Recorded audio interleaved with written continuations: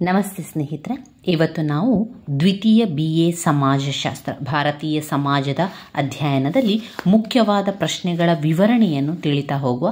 ಸಾಧ್ಯ ಆದಷ್ಟು ಒಂದೇ ವಿಡಿಯೋದಲ್ಲಿ ಸಂಪೂರ್ಣ ದ್ವಿತೀಯ BA ಸಮಾಜಶಾಸ್ತ್ರವನ್ನು ಅದರಲ್ಲಿ ಬರುವ ರೀತಿಯಲ್ಲಿ ನಾವಿವತ್ತು ಕಲಿತಾ ಹೋಗುವ. ನಿಮಗೆ ಇದೇ ರೀತಿಯಲ್ಲಿ ಒಂದೇ ವಿಡಿಯೋದಲ್ಲಿ ಎಲ್ಲ ವಿಷಯಗಳಿದ್ರೆ ಓದ್ಕೊಳ್ಳಿಕ್ಕೂ ಕೂಡ ಅನುಕೂಲ ಆಗ್ತದೆ. ಒಂದು ರೀತಿಯಲ್ಲಿ ಇದು ಪರೀಕ್ಷೆಯ ಕೊನೆಯ ತಯಾರಿ ಅಂತಲೇ ನಿಮಗೆ ಹೇಳ್ಬೋದು. ಕೊನೆಯ ಕ್ಷಣದ ತಯಾರಿಗಳು ಅಥವಾ ಕೊನೆಯ ಸಮಯದಲ್ಲಿ ನಾವು ತಯಾರಿಯನ್ನು ಮಾಡಿಕೊಳ್ಳುವಂಥದ್ದು.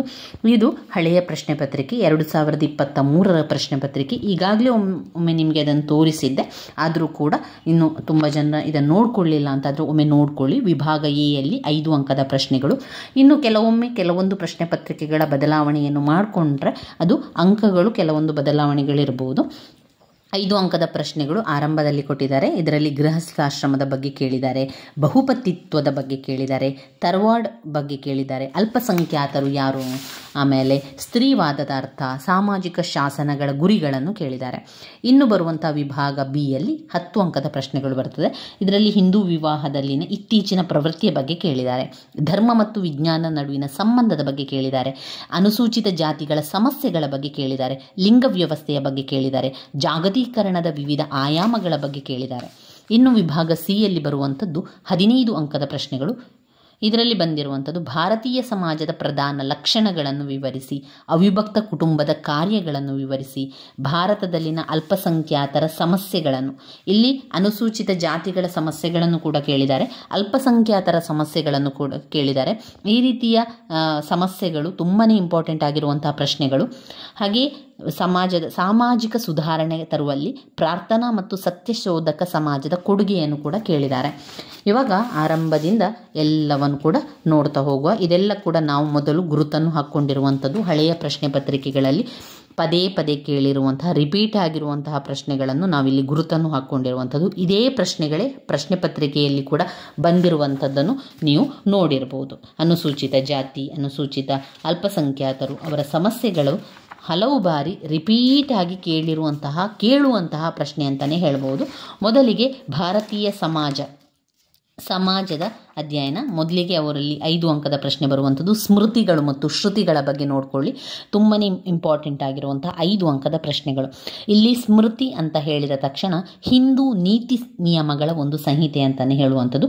ಇಲ್ಲಿ ಇದು ಒಂದು ಧರ್ಮಶಾಸ್ತ್ರದ ಪ್ರಕಾರ. ಈ ಸ್ಮೃತಿ ಮತ್ತು ಶ್ರುತಿಗಳು ಜೊತೆ ಕೂಡಿದಾಗ ಅಲ್ಲಿ ಧರ್ಮಶಾಸ್ತ್ರ ಉಂಟಾಗುವಂಥದ್ದು ಕಾಣ್ಬೋದು.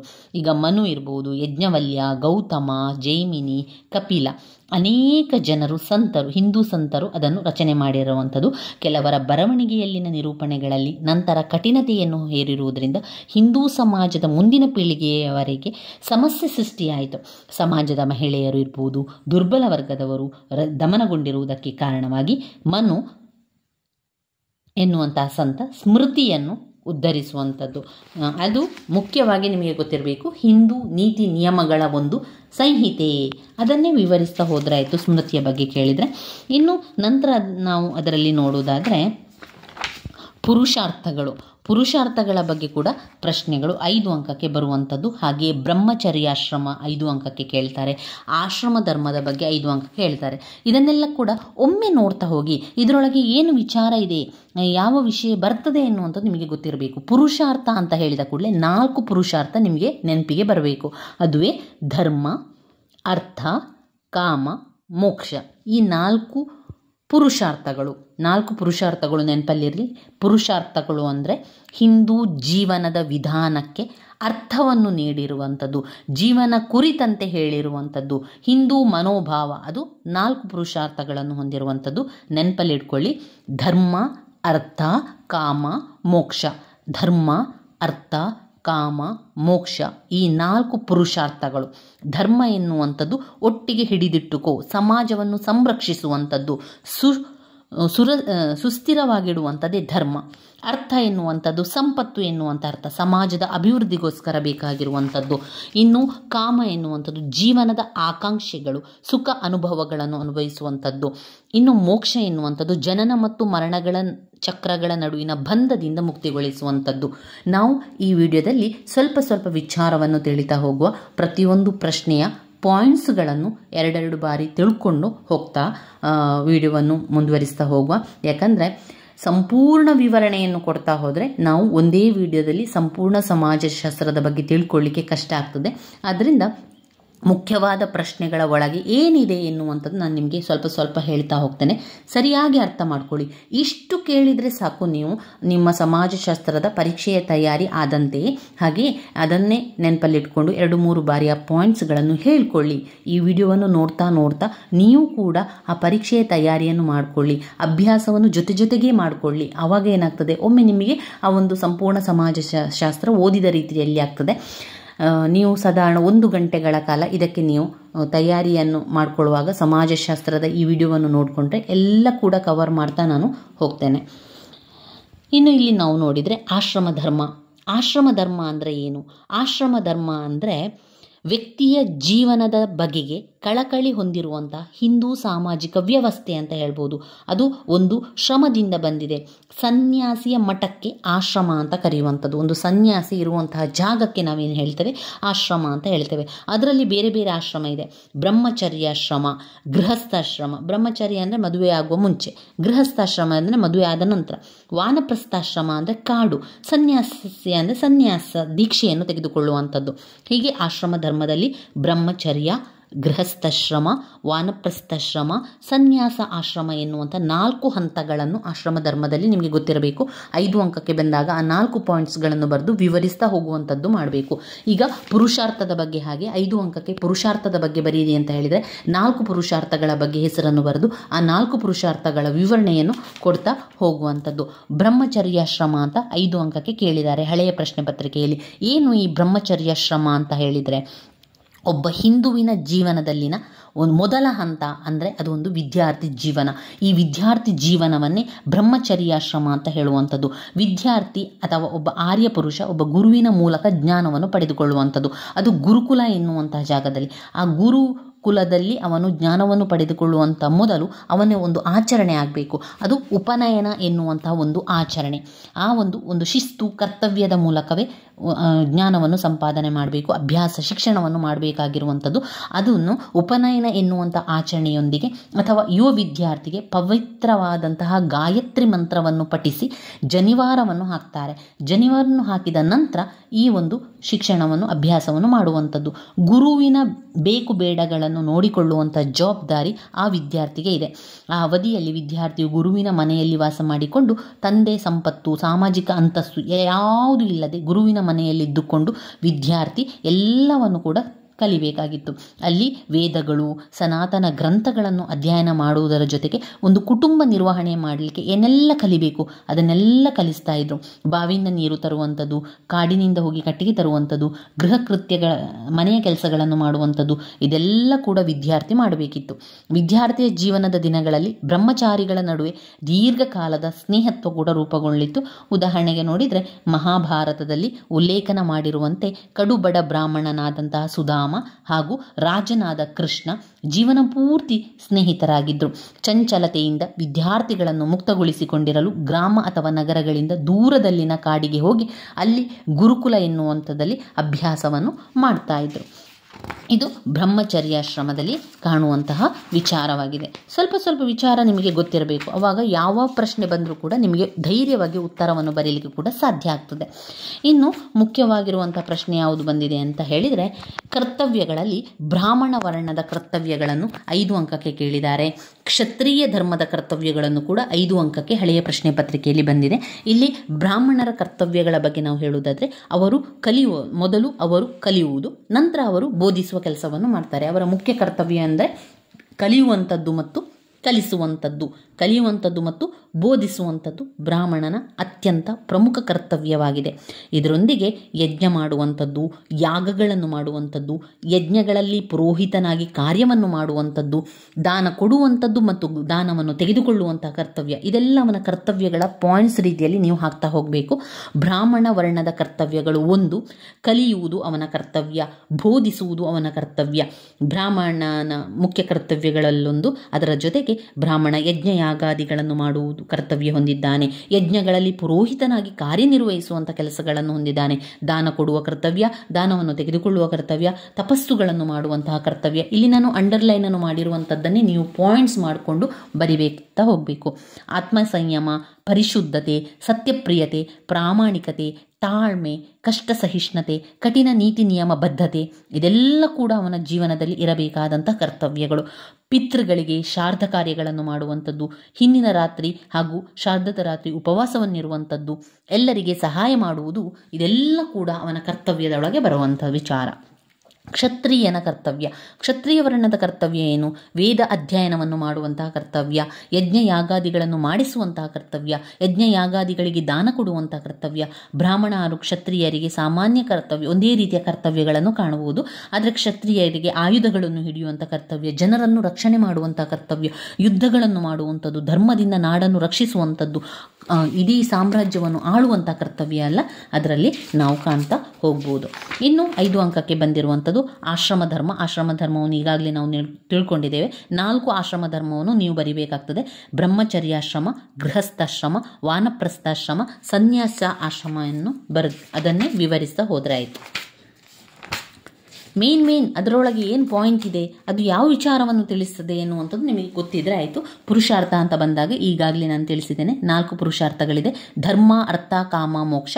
ಇದನ್ನು 4 ಕೂಡ ವಿವರಿಸ್ತಾ ಹೋಗಬೇಕು. ಇದೆಲ್ಲ ಕೂಡ 5 ಅಂಕಕ್ಕೆ ಪದೇ ಪದೇ ಕೇಳಿರುವಂತಹ ಪ್ರಶ್ನೆಗಳು ಸ್ನೇಹಿತರೆ. ಆದ್ದರಿಂದ ಒಮ್ಮೆ ನೋಡ್ಕೊಳ್ಳಿ, ಒಮ್ಮೆ ನೋಡಿಕೊಂಡ್ರೆ ಸಾಕು, ಸುಲಭವಾಗಿದೆ, ಅರ್ಥವಾಗುವ ರೀತಿಯಲ್ಲಿ ಇದೆ. ಇನ್ನು ಮುಖ್ಯವಾದಂತಹ ಒಂದು ಘಟಕ ವಿವಾಹ. ವಿವಾಹದಿಂದ ಪ್ರಶ್ನೆಗಳು ಬಂದೇ ಬರ್ತದೆ. 100ಕ್ಕೆ 100% ನಾನು ಹೇಳ್ತೇನೆ, ವಿವಾಹ ಘಟಕದಿಂದ ಪ್ರಶ್ನೆಗಳು ಕೇಳಿಯೇ ಕೇಳ್ತಾರೆ. ಅದು ಯಾವುದೇ ಪ್ರಶ್ನೆ ಆಗಿರ್ಬೋದು.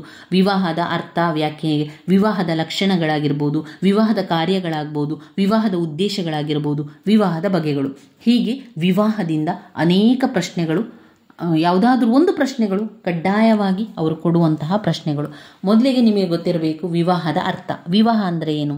ವಿವಾಹ ಎನ್ನುವಂಥದ್ದು ಸಂತಾನೋತ್ಪತ್ತಿ ಮತ್ತು ಮಕ್ಕಳ ಪೋಷಣೆಗಾಗಿ ಇರುವಂತಹ ಒಂದು ಒಪ್ಪಂದ. ವಿವಾಹವು ಸಂತಾನೋತ್ಪತ್ತಿ ಮತ್ತು ಮಕ್ಕಳ ಪೋಷಣೆಗಾಗಿ ಇರುವಂತಹ ಒಂದು ಒಪ್ಪಂದ ಅಂತಾನೆ ಹೇಳ್ಬೋದು. ಇನ್ನು ಮೊದಲಿಗೆ ನಾವು ವಿವಾಹದ ಲಕ್ಷಣಗಳನ್ನು ತಿಳಿತಾ ಹೋಗುವ. ನಾನು ಪಾಯಿಂಟ್ಸ್ಗಳನ್ನು ಹೇಳ್ತಾ ಹೋಗ್ತೇನೆ. 2 ಬಾರಿ ನಾವು ಪಾಯಿಂಟ್ಸ್ಗಳನ್ನು ಹೇಳುವ, ನೀವು ಕೂಡ ಅದನ್ನು ರಿಪೀಟ್ ಮಾಡಿಕೊಳ್ಳಿ. ವಿವಾಹದ ಲಕ್ಷಣಗಳು: 1. ಹೆಚ್ಚು ಕಡಿಮೆ ವಿವಾಹವು ಒಂದು ಸಾರ್ವತ್ರಿಕ ಸಂಸ್ಥೆ. ಹೆಚ್ಚು ಕಡಿಮೆ ವಿವಾಹವು ಒಂದು ಸಾರ್ವತ್ರಿಕ ಸಂಸ್ಥೆ. ವಿವಾಹವು ಪುರುಷ ಮತ್ತು ಮಹಿಳೆಯರ ನಡುವಿನ ಒಂದು ಶಾಶ್ವತ ಸಂಬಂಧ. ಪುರುಷ ಮತ್ತು ಮಹಿಳೆಯರ ನಡುವಿನ ಶಾಶ್ವತವಾದ ಸಂಬಂಧವನ್ನು ವಿವಾಹ ಸೃಷ್ಟಿಸುತ್ತದೆ. ವಿವಾಹಕ್ಕೆ ಸಾಮಾಜಿಕ ಹಾಗೂ ಕಾನೂನಿನ ಮನ್ನಣೆ ಅವಶ್ಯಕತೆ ಇದೆ. ವಿವಾಹಕ್ಕೆ ಸಾಮಾಜಿಕ ಹಾಗೂ ಕಾನೂನಿನ ಮನ್ನಣೆ ಅವಶ್ಯಕತೆ ಇದೆ. ವಿವಾಹವು ಕ್ರಿಯಾವಿಧಿಗಳು ಹಾಗೂ ಆಚರಣೆಗಳೊಂದಿಗೆ ಹೆಣೆದುಕೊಂಡಿದೆ. ವಿವಾಹವು ಕ್ರಿಯಾವಿಧಿಗಳು ಹಾಗೂ ಆಚರಣೆಗಳೊಂದಿಗೆ ಹೆಣೆದುಕೊಂಡಿದೆ. ವಿವಾಹವು ಪಾರಸ್ಪರಿಕ ಹೊಣೆಗಾರಿಕೆಗಳನ್ನು ಸೃಷ್ಟಿಸುತ್ತದೆ. ವಿವಾಹ ಏನು ಮಾಡ್ತದೆ? ಪಾರಸ್ಪರಿಕ ಹೊಣೆಗಾರಿಕೆಗಳನ್ನು ಸೃಷ್ಟಿಸುತ್ತದೆ. ಇವಿಷ್ಟು ಪಾಯಿಂಟ್ಸನ್ನು, ಇನ್ನೂ ಅದನ್ನು ಸ್ವಲ್ಪ ಎಕ್ಸ್ಟ್ರಾ ಯಾವುದಾದ್ರೂ 2 ಜಾಸ್ತಿ ಪಾಯಿಂಟ್ಸ್ಗಳನ್ನು ಹಾಕಿ ಬರಿತಾ ಹೋಗ್ಬೋದು. 5 ಅಂಕಕ್ಕೆ ಬಂದಾಗ ನಿಮಗೆ 5 ಪಾಯಿಂಟ್ಸ್ ಸಾಕಾಗ್ತದೆ. ಒಂದು ವೇಳೆ 10 ಅಂಕಕ್ಕೆ ಲಕ್ಷಣವನ್ನು ಕೇಳಿದರೆ ನೀವು ಇನ್ನಷ್ಟು ಪಾಯಿಂಟ್ಸ್ಗಳನ್ನು ಹಾಕ್ತಾ ಬರಿತಾ ಹೋಗಬೇಕು. ಇನ್ನಷ್ಟು ಪಾಯಿಂಟ್ಸನ್ನು ಹೇಗೆ ಹಾಕೋದು ಅಂತ ನೀವು ಕೇಳಿದರೆ, ಇರುವಂಥ ಪಾಯಿಂಟ್ಸನ್ನೇ ಕಟ್ ಮಾಡಿಕೊಂಡು, ಅಂದರೆ ಇರುವಂಥ ಪಾಯಿಂಟ್ಸಲ್ಲಿ 2 ಪಾಯಿಂಟ್ಸನ್ನು ಮಾಡಿಕೊಂಡು ಹಾಕ್ಬೋದು. ಈಗ ಉದಾಹರಣೆಗೆ ವಿವಾಹದ ಲಕ್ಷಣಗಳು. 1ನೇ ಪಾಯಿಂಟ್, ವಿವಾಹವು ಒಂದು ಸಾರ್ವತ್ರಿಕ ಸಂಸ್ಥೆ. ವಿವಾಹವು ಶಾಶ್ವತವಾದ ಸಂಬಂಧ. ವಿವಾಹವು ಪುರುಷರ ಮತ್ತು ಮಹಿಳೆಯರ ನಡುವೆ ಒಂದು ಸಂಬಂಧವನ್ನು ಏರ್ಪಡಿಸುತ್ತದೆ. 4. ವಿವಾಹವು ಸಾಮಾಜಿಕವಾಗಿ ಮನ್ನಣೆ ಅವಶ್ಯಕತೆ ಇದೆ. ವಿವಾಹಕ್ಕೆ ಕಾನೂನಿನ ಮನ್ನಣೆ ಅವಶ್ಯಕತೆ ಇದೆ. ವಿವಾಹಕ್ಕೆ ಸಾಮಾಜಿಕ ಮನ್ನಣೆ ಅವಶ್ಯಕತೆ ಇದೆ. ಅದನ್ನೇ 2 ಪಾಯಿಂಟ್ಸ್ ಆಗಿ ಮಾಡಿ ಹಾಕಿ. ವಿವಾಹಕ್ಕೆ ಸಾಮಾಜಿಕ ಮನ್ನಣೆ ಅವಶ್ಯಕತೆ ಇದೆ. ವಿವಾಹಕ್ಕೆ ಕಾನೂನಿನ ಮನ್ನಣೆ ಅವಶ್ಯಕತೆ ಇದೆ. ವಿವಾಹವು ಕ್ರಿಯಾವಿಧಾನಗಳ ಮೂಲಕ ನಡೆಯುತ್ತದೆ. ವಿವಾಹವು ಅನೇಕ ಆಚರಣೆಗಳೊಂದಿಗೆ ಹೆಣೆದುಕೊಂಡಿದೆ. ವಿವಾಹವು ಪಾರಸ್ಪರಿಕ ಹೊಣೆಗಾರಿಕೆಯನ್ನು ಸೃಷ್ಟಿಸುತ್ತದೆ. ವಿವಾಹವು ಅನೇಕ ರೀತಿಯ ಲಕ್ಷಣಗಳನ್ನು ಹೊಂದಿದೆ. ಈ ರೀತಿಯಾಗಿ ಅನೇಕ ಪಾಯಿಂಟ್ಸ್ಗಳನ್ನು ನೀವು ಸೇರಿಸ್ತಾ ಬರಿತಾ ಹೋಗ್ಬೋದು ಸ್ನೇಹಿತರೆ. ಅದರಿಂದ ವಿವಾಹದ ಲಕ್ಷಣಗಳ ಪಾಯಿಂಟ್ಸ್ಗಳನ್ನು ಮತ್ತೊಮ್ಮೆ ಹೇಳ್ತೇನೆ, ಮತ್ತೊಮ್ಮೆ ನೀವು ಕೂಡ ರಿಪೀಟ್ ಮಾಡ್ಕೊಳ್ಳಿ. ವಿವಾಹದ ಲಕ್ಷಣಗಳು: ವಿವಾಹವು ಒಂದು ಸಾರ್ವತ್ರಿಕ ಸಂಸ್ಥೆಯಾಗಿದೆ. ವಿವಾಹವು ಒಂದು ಶಾಶ್ವತ ಸಂಬಂಧವನ್ನು ಏರ್ಪಡಿಸುತ್ತದೆ. ವಿವಾಹವು ಸಾಮಾಜಿಕ ಮತ್ತು ಕಾನೂನಿನ ಮನ್ನಣೆ ಅವಶ್ಯಕವಾಗಿದೆ. ವಿವಾಹವು ಕ್ರಿಯಾವಿಧಿಗಳನ್ನು ಹೊಂದಿದೆ, ಅದು ಅನೇಕ ಆಚರಣೆಗಳೊಂದಿಗೆ ಹೆಣೆದುಕೊಂಡಿದೆ. ವಿವಾಹವು ಪಾರಸ್ಪರಿಕ ಹೊಣೆಗಾರಿಕೆಗಳನ್ನು ಸೃಷ್ಟಿಸುತ್ತದೆ. ಇನ್ನು ಬರುವಂಥದ್ದು ವಿವಾಹದ ಕಾರ್ಯಗಳು. ಏನೆಲ್ಲ ಕಾರ್ಯಗಳಿದೆ ವಿವಾಹದಲ್ಲಿ? ವಿವಾಹದಲ್ಲಿ ಒಂದು ಲೈಂಗಿಕ ಜೀವನದ ನಿಬಂಧನೆ, ಸಂತಾನೋತ್ಪತ್ತಿ ಮತ್ತು ಮಕ್ಕಳ ಪೋಷಣೆ, ಕುಟುಂಬದ ಸ್ಥಾಪನೆಗೆ ವಿವಾಹವು ಸಹಕಾರಿಯಾಗಿದೆ. ಕುಟುಂಬದ ಸ್ಥಾಪನೆ ಆಗಬೇಕು ಅಂತಾದರೆ ವಿವಾಹ ಒಂದು ಉತ್ತಮ ಸಹಕಾರಿಯಾಗಿದೆ. ವಿವಾಹವು ಕುಟುಂಬ ಹಾಗೂ ಸಮಾಜದಲ್ಲಿ ಲೈಂಗಿಕ ಸಂಬಂಧಗಳನ್ನು ನಿಬಂಧನೆಗೊಳಪಡಿಸುತ್ತದೆ. ವಿವಾಹವು ಕುಟುಂಬ ಹಾಗೂ ಸಮಾಜದಲ್ಲಿ ಲೈಂಗಿಕ ಸಂಬಂಧಗಳನ್ನು ನಿಬಂಧನೆಗೊಳಪಡಿಸುತ್ತದೆ. ವಿವಾಹವು ಆರ್ಥಿಕ ಸಹಕಾರ ಮತ್ತು ಭದ್ರತೆಯನ್ನು ಒದಗಿಸಿಕೊಡುತ್ತದೆ. ವಿವಾಹವು ಆರ್ಥಿಕ ಸಹಕಾರ ಮತ್ತು ಭದ್ರತೆಯನ್ನು ಒದಗಿಸಿಕೊಡುತ್ತದೆ. ಸಂಗಾತಿಗಳ ನಡುವಿನ ಭಾವನಾತ್ಮಕ ಸಂಬಂಧ, ಭೌತಿಕ ಉದ್ದೀಪನಕ್ಕೆ ವಿವಾಹ ಕೊಡುಗೆ ನೀಡುತ್ತದೆ. ಒಡನಾಡಿತನ ಮತ್ತು ಭಾವನಾತ್ಮಕ ಬೆಂಬಲವನ್ನು ನೀಡುತ್ತದೆ. ಸಾಮಾಜಿಕ ಐಕ್ಯತೆಯು ವಿವಾಹದ ಫಲಶ್ರುತಿ. ಇವಿಷ್ಟು ವಿವಾಹದ ಕಾರ್ಯಗಳಲ್ಲಿ ಬರುವಂಥದ್ದು. ಇನ್ನು ಬರುವಂಥದ್ದು ವಿವಾಹದ ಉದ್ದೇಶಗಳು. ಏನೆಲ್ಲ ಉದ್ದೇಶ ಇದೆ? ವಿವಾಹದಿಂದಾಗಿ ಲೈಂಗಿಕ ಆಕಾಂಕ್ಷೆಗಳ ತೃಪ್ತಿ, ಮಕ್ಕಳನ್ನು ಬೆಳೆಸುವುದು, ಆರ್ಥಿಕ ಸಹಕಾರ. ಇದು ವಿವಾಹದ ಉದ್ದೇಶಗಳು. ಲೈಂಗಿಕ ಆಕಾಂಕ್ಷೆಗಳ ತೃಪ್ತಿ, ಮಕ್ಕಳನ್ನು ಬೆಳೆಸುವುದು, ಆರ್ಥಿಕ ಸಹಕಾರ. ಇನ್ನು ಬರುವಂಥದ್ದು ವಿವಾಹದ ಬಗೆಗಳು. ಇದು ತುಂಬಾ ಮುಖ್ಯವಾಗಿದೆ. ಹಾಗೆ ಈ ಚಿತ್ರದ ಮುಖಾಂತರ ಎಲ್ಲ ಪಾಯಿಂಟ್ಸ್ಗಳನ್ನು ಕಲಿತ್ಕೊಳ್ಳಿ. ನಂತರ ಅದರೊಳಗಿರುವಂಥ ವಿಚಾರವನ್ನು ವಿವರಿಸ್ತಾ ಹೋದರೆ ಆಯಿತು. ವಿವಾಹದ ಬಗೆಗಳು: ಏಕ ವಿವಾಹ, ಎರಡು ಬಹುವಿವಾಹ. ಎರಡು ವಿವಾಹದ ಬಗೆಗಳಿದೆ. ಒಂದು ಏಕ ವಿವಾಹ ಅಂದರೆ ಒಂದು ಮದುವೆ, ಬಹುವಿವಾಹ ಅಂದರೆ ತುಂಬ ಮದುವೆ. ವಿವಾಹದ ಬಗೆಗಳು: ಏಕ ವಿವಾಹ ಮತ್ತು ಬಹುವಿವಾಹ. ಏಕ ವಿವಾಹದಲ್ಲಿ ಒಂದೇ ಪತಿ ಒಂದೇ ಪತ್ನಿ ಇರುವಂಥದ್ದು ಏಕವಿವಾಹ. ಬಹುವಿವಾಹದಲ್ಲಿ ಬೇರೆ ಬೇರೆ ಗುಂಪುಗಳನ್ನು ಕಾಣ್ಬೋದು. ಒಂದು ಬಹುಪತಿತ್ವ. ಇಲ್ಲಿ ಒಬ್ಬ ಗಂಡ, ತುಂಬ ಜನ ಹೆಂಡತಿಯರು. ಇಲ್ಲಿ ಒಬ್ಬಳು ಹೆಂಡತಿ, ತುಂಬ ಜನ ಗಂಡಂದಿರು. ಬಹುಪತ್ನಿತ್ವ ಮತ್ತು ಬಹುಪತಿತ್ವ. ಬಹುಪತಿತ್ವದಲ್ಲಿ ಸೋದರ ಬಹುಪತಿತ್ವ ಅಂದರೆ ಸೋದರರೇ ಮದುವೆ ಆಗುವಂಥದ್ದು. 5 ಜನ ಅಣ್ಣ ತಮ್ಮಂದಿರೇ ಒಬ್ಬಳನ್ನು ಮದುವೆ ಆಗುವಂಥದ್ದು. ಸೋದರೇತರು, ಬೇರೆ ಬೇರೆ ಗಂಡಂದಿರು ಮದುವೆ ಆಗುವಂಥದ್ದು. ಸೋದರ ಬಹುಪತಿತ್ವ, ಸೋದರೇತರ ಬಹುಪತಿತ್ವ. ಇದರಲ್ಲಿ ಕೂಡ ನೀವು ಅದೇ ರೀತಿ ಬರಬೇಕು. ಸೋದರ ಬಹುಪತ್ನಿತ್ವ, ಸೋದರೇತರ ಬಹುಪತ್ನಿತ್ವ. ಸಹೋದರಿಯರು, ಇಲ್ಲಿ ಸೋದರರು, ಇಲ್ಲಿ ಸೋದರಿಯರು. ಸೋದರಿಯರ ಪತ್ನಿತ್ವ ಬಹುಪತ್ನಿತ್ವ, ಸೋದರಿಯೇತರ ಬಹುಪತ್ನಿತ್ವ ಅಂತ ಬರಿತಾ ಹೋಗಬೇಕು.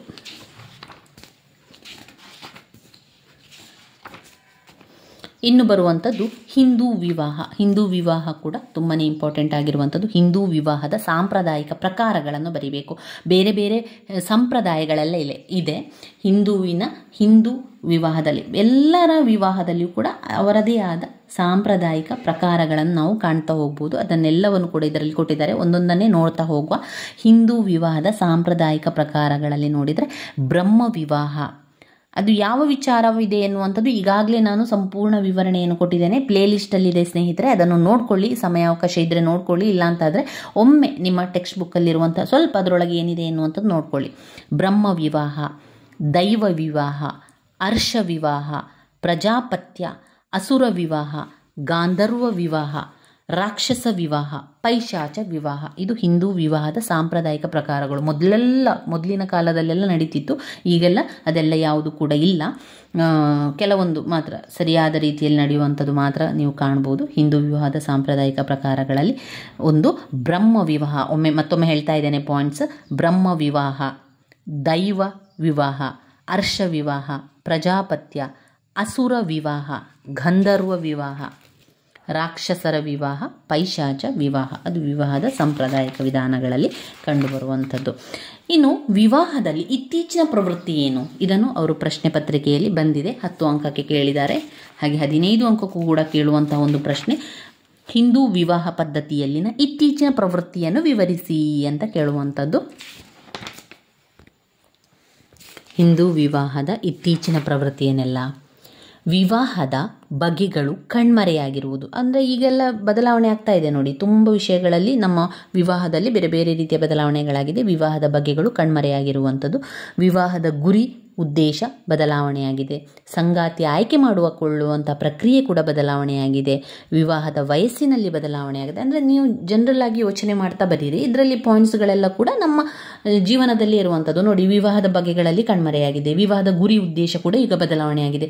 ಸಂಗಾತಿಯನ್ನು ಆಯ್ಕೆ ಮಾಡುವಂತಹ ಪ್ರಕ್ರಿಯೆ ಇದೆಯಲ್ಲ, ಅದು ಕೂಡ ಬದಲಾವಣೆಯಾಗಿದೆ. ವಿವಾಹದಲ್ಲಿ ವಯಸ್ಸು ಕೂಡ ಬದಲಾವಣೆಯಾಗಿದೆ. ವಿವಾಹದ ಸ್ಥಿರತೆ ಕೂಡ ವ್ಯತ್ಯಯ ಆಗಿದೆ.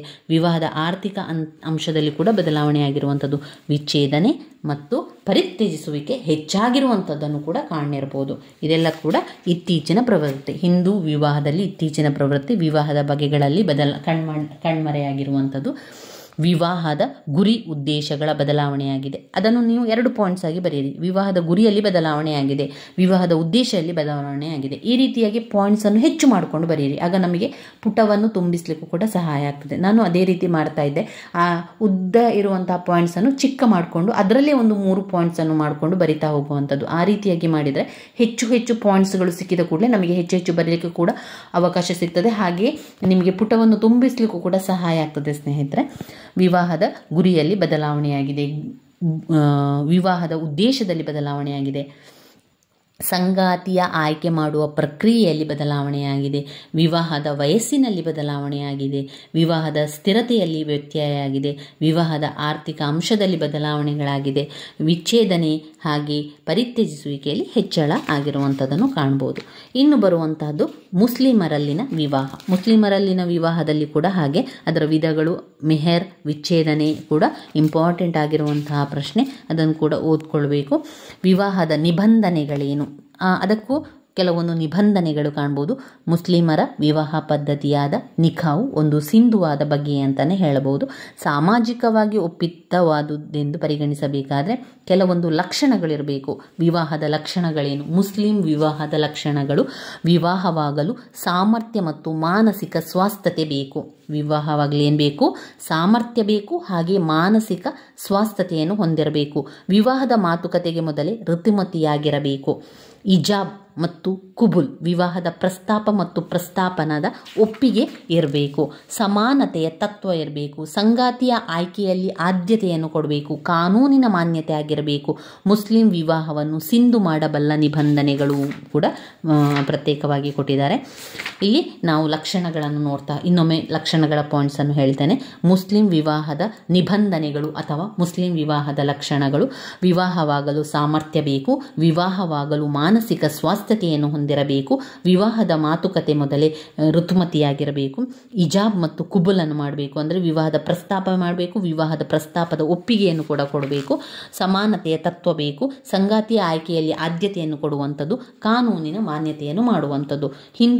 ಮುಸ್ಲಿಂ ವಿವಾಹವನ್ನು ಸಿಂಧು ಮಾಡಬಲ್ಲ ನಿಬಂಧನೆಗಳು ಕೂಡ ಇದೆ. ಅದು ಒಂದೇ ಸಭೆಯಾಗಿರಬೇಕು.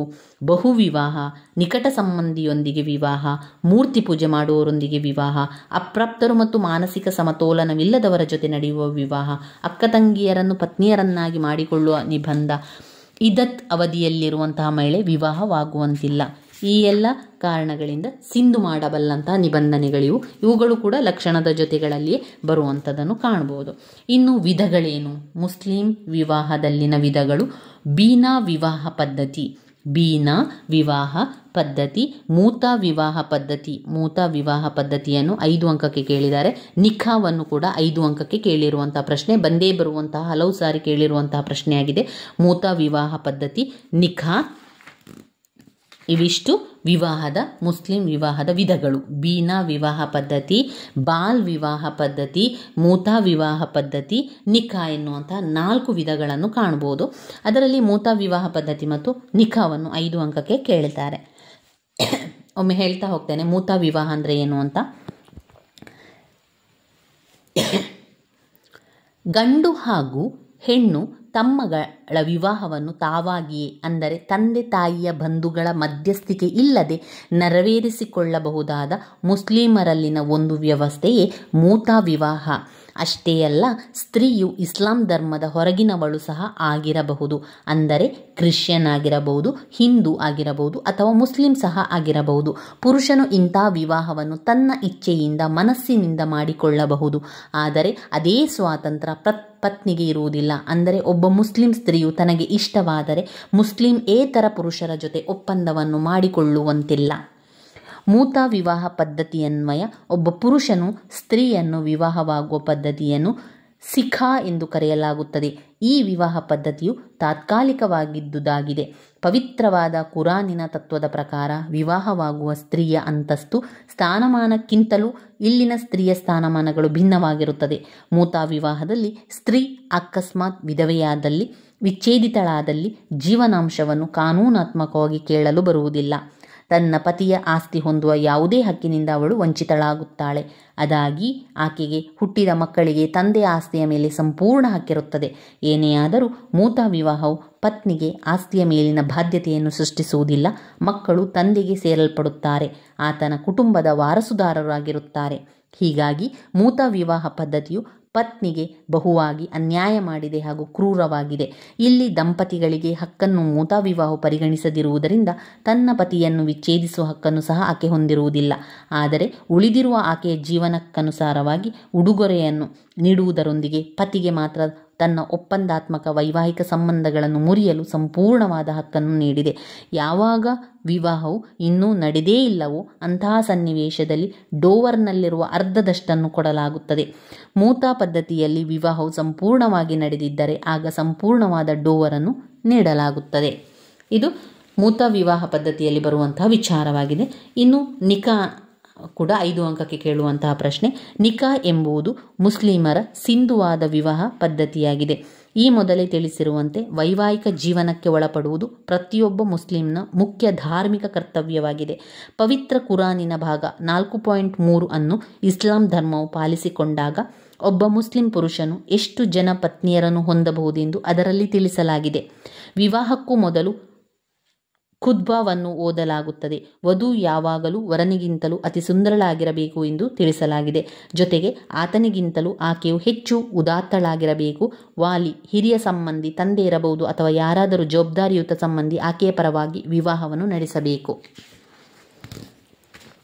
ನಿಕಾದಲ್ಲಿ ಕಟ್ಟುನಿಟ್ಟಾಗಿ ಪಾಲಿಸಬೇಕಾದ ಕೆಲವು ಆಚರಣೆಗಳು ವಿಧಿಗಳಿರುತ್ತದೆ. ಈ ಮೊದಲೇ ಹೇಳಿದಂತೆ ವಿವಾಹವು ಈ ಧರ್ಮದಲ್ಲಿ ಒಂದು ಪೌರ ಒಪ್ಪಂದದಂತಿದ್ದು ವಿವಾಹದ ಪ್ರಸ್ತಾಪವು ಮತ್ತದರ ಒಪ್ಪಿಗೆ ಎರಡೂ ಸಹ ಸಮಾನವಾಗಿ ಮುಖ್ಯವಾಗಿರುತ್ತದೆ. ಈ ವಿಧಿಗಳನ್ನು ಇಜಾಬ್ ಅಂದರೆ ಪ್ರಸ್ತಾಪ, ಕುಬುಲ್ ಅಂದರೆ ಒಪ್ಪಿಗೆ ಎಂದು ಕರೆಯಲಾಗುತ್ತದೆ. ಪ್ರಸ್ತಾಪ ಮತ್ತು ಒಪ್ಪಿಗೆಯೊಂದಿಗೆ ಅದನ್ನು ಮಾಡಲಾಗುವಂಥದ್ದು. ಇಜಾಬ್ ಮತ್ತು ಕುಬುಲ್ ಎರಡು ಪದಗಳನ್ನು ಗಟ್ಟಿಯಾಗಿ ವಧು ವರ ಇಬ್ಬರೂ ಕೂಡ ಉಚ್ಚರಿಸಬೇಕು. ಏಕೆಂದರೆ ವಿವಾಹದಲ್ಲಿ ನೆರೆದಿರುವ ಜನರೆಲ್ಲರಿಗೂ ಆ ಶಬ್ದಗಳು ಕೇಳಿಸಿಕೊಳ್ಳಬೇಕು.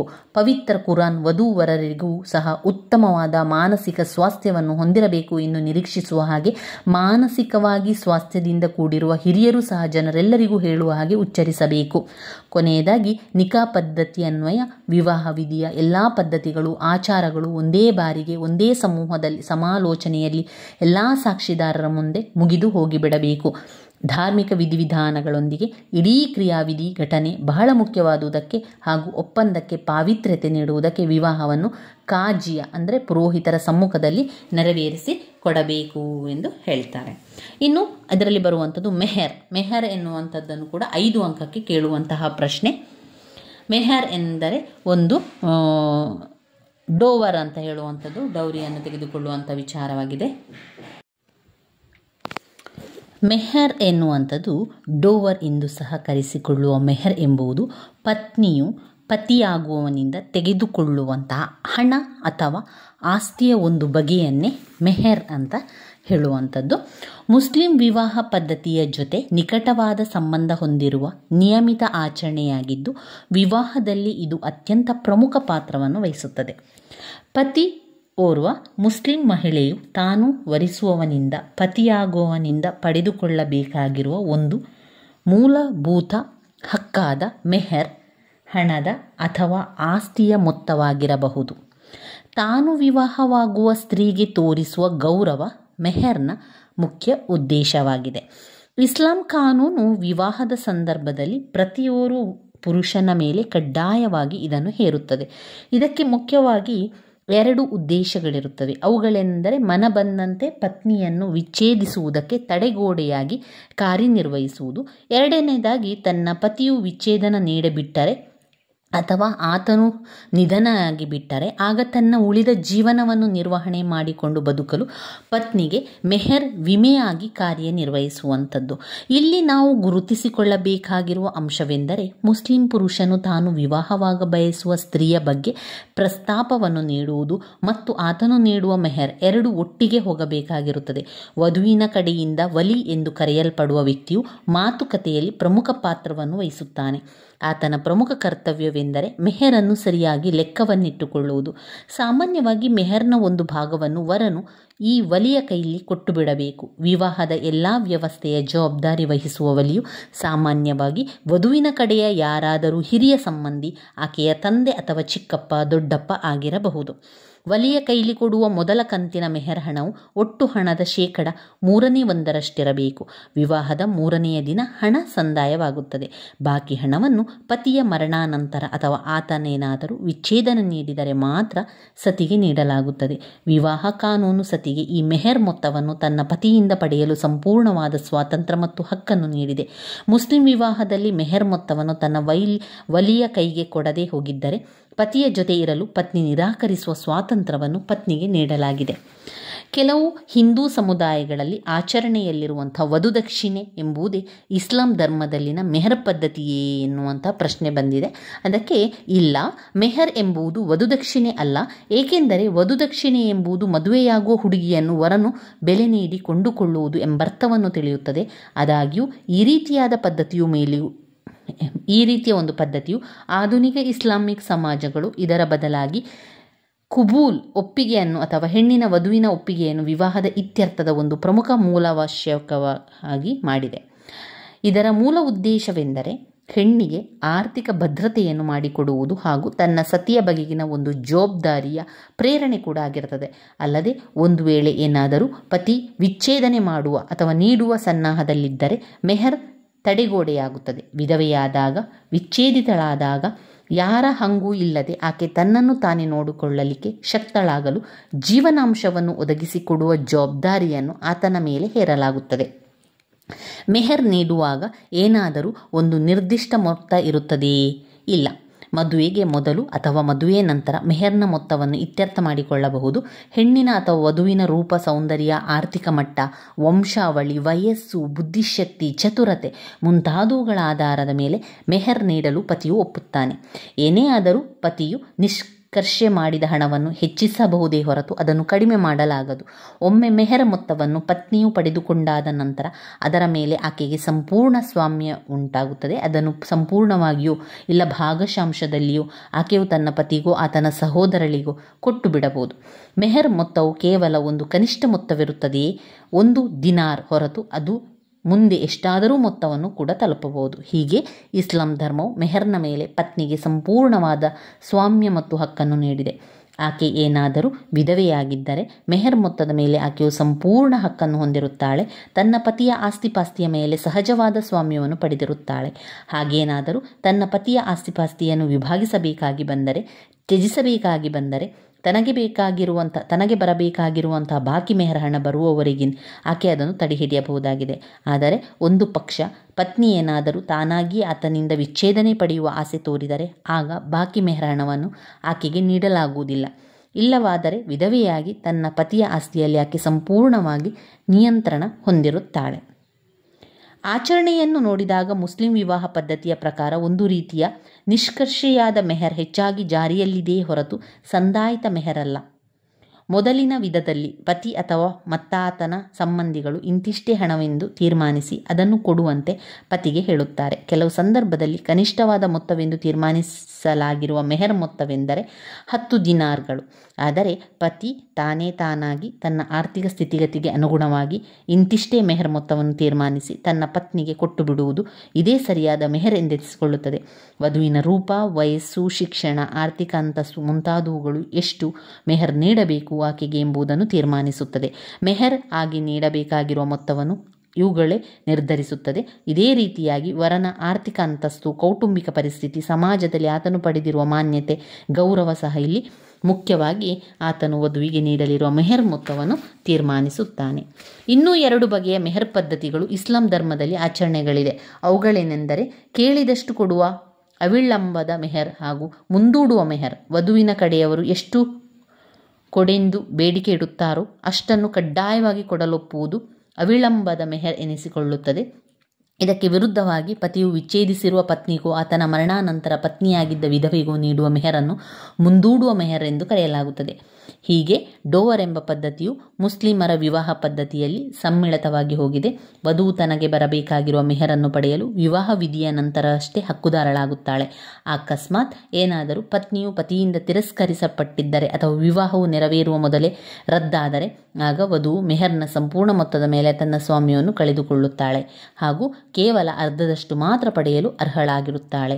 ಮುಂದುವರಿದು ವಧುವೇನಾದರೂ ಈ ರೀತಿ ವಿವಾಹವನ್ನು ಮುರಿಯಲಿಚ್ಛಿಸಿದರೆ ಆಕೆಗೆ ಏನೂ ಮೆಹರ್ ಸಿಗುವುದೇ ಇಲ್ಲ. ಮದುವೆಯನ್ನು ಮುರಿಯಲಿಕ್ಕೆ ಉಪಕ್ರಮಿಸುವುದೇ ಪತಿಯಿಂದಲೇ ಬರುತ್ತದೆ.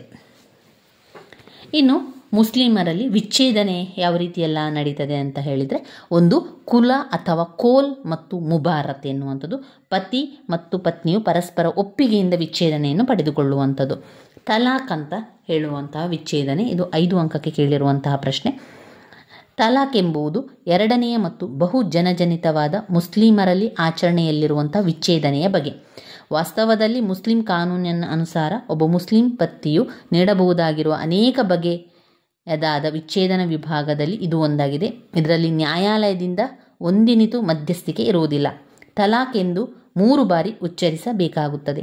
ಹಾಗಾದ ತಕ್ಷಣ ವಿಚ್ಛೇದನೆಯು ಬಾಯಿ ಮಾತಿನಿಂದಷ್ಟೇ ಆದಂತೆ ಜಾಗೃತವಾಗಿ ಕೆಲವು ಉಚ್ಚಾರಣೆಗಳ ಮೂಲಕ ತಲಾಕ್ ನಾಮವನ್ನು ಬರೆದೋ ಅಥವಾ ಅದನ್ನು ಪತ್ನಿಗೆ ಕೊಡುವುದರಿಂದಲೂ ವಿಚ್ಛೇದನವು ಜಾರಿಗೆ ಬರುತ್ತದೆ.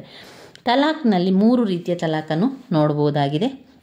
ತಲಾಕ್ ಇ ಅಹಸಾನ್, ತಲಾಕ್ ಇ ಹಸನ್, ತಲಾಕ್ ಇ ಉಲ್ ಬಿದತ್ ಎನ್ನುವಂಥದ್ದು 3 ಬೇರೆ ಬೇರೆ ರೀತಿಯ ನಿಯಮವನ್ನು ಹೊಂದಿರ್ತದೆ.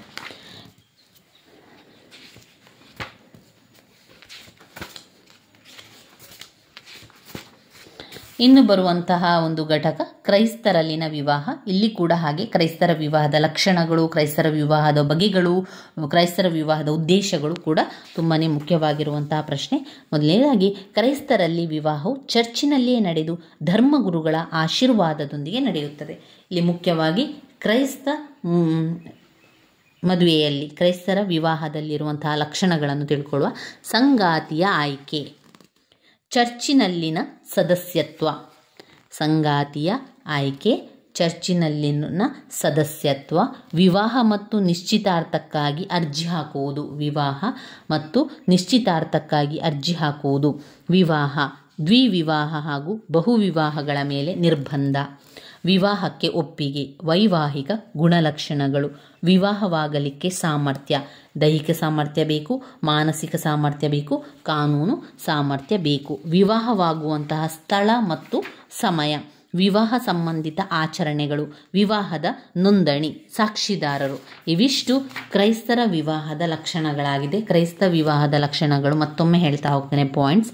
ಸಂಗಾತಿಯ ಆಯ್ಕೆ, ಚರ್ಚಿನಲ್ಲಿ ಸದಸ್ಯತ್ವ, ವಿವಾಹ ಮತ್ತು ನಿಶ್ಚಿತಾರ್ಥಕ್ಕಾಗಿ ಅರ್ಜಿ ಹಾಕುವುದು, ವಿವಾಹ, ದ್ವಿವಿವಾಹ ಹಾಗೂ ಬಹುವಿವಾಹಗಳ ಮೇಲಿನ ನಿರ್ಬಂಧಗಳು, ವಿವಾಹಕ್ಕೆ ಒಪ್ಪಿಗೆ, ವೈವಾಹಿಕ ಗುಣಲಕ್ಷಣಗಳು, ವಿವಾಹವಾಗಲಿಕ್ಕೆ ಸಾಮರ್ಥ್ಯ, ಅದರಲ್ಲಿ ದೈಹಿಕ ಸಾಮರ್ಥ್ಯ, ಮಾನಸಿಕ ಸಾಮರ್ಥ್ಯ, ಕಾನೂನು ಸಾಮರ್ಥ್ಯ, ಸಾಕ್ಷಿದಾರರು, ವಿವಾಹವಾಗುವ ಸ್ಥಳ ಮತ್ತು ಸಮಯ, ವಿವಾಹ ಸಂಬಂಧಿತ ಆಚರಣೆಗಳು, ವಿವಾಹದ ನೋಂದಣಿಗಳು.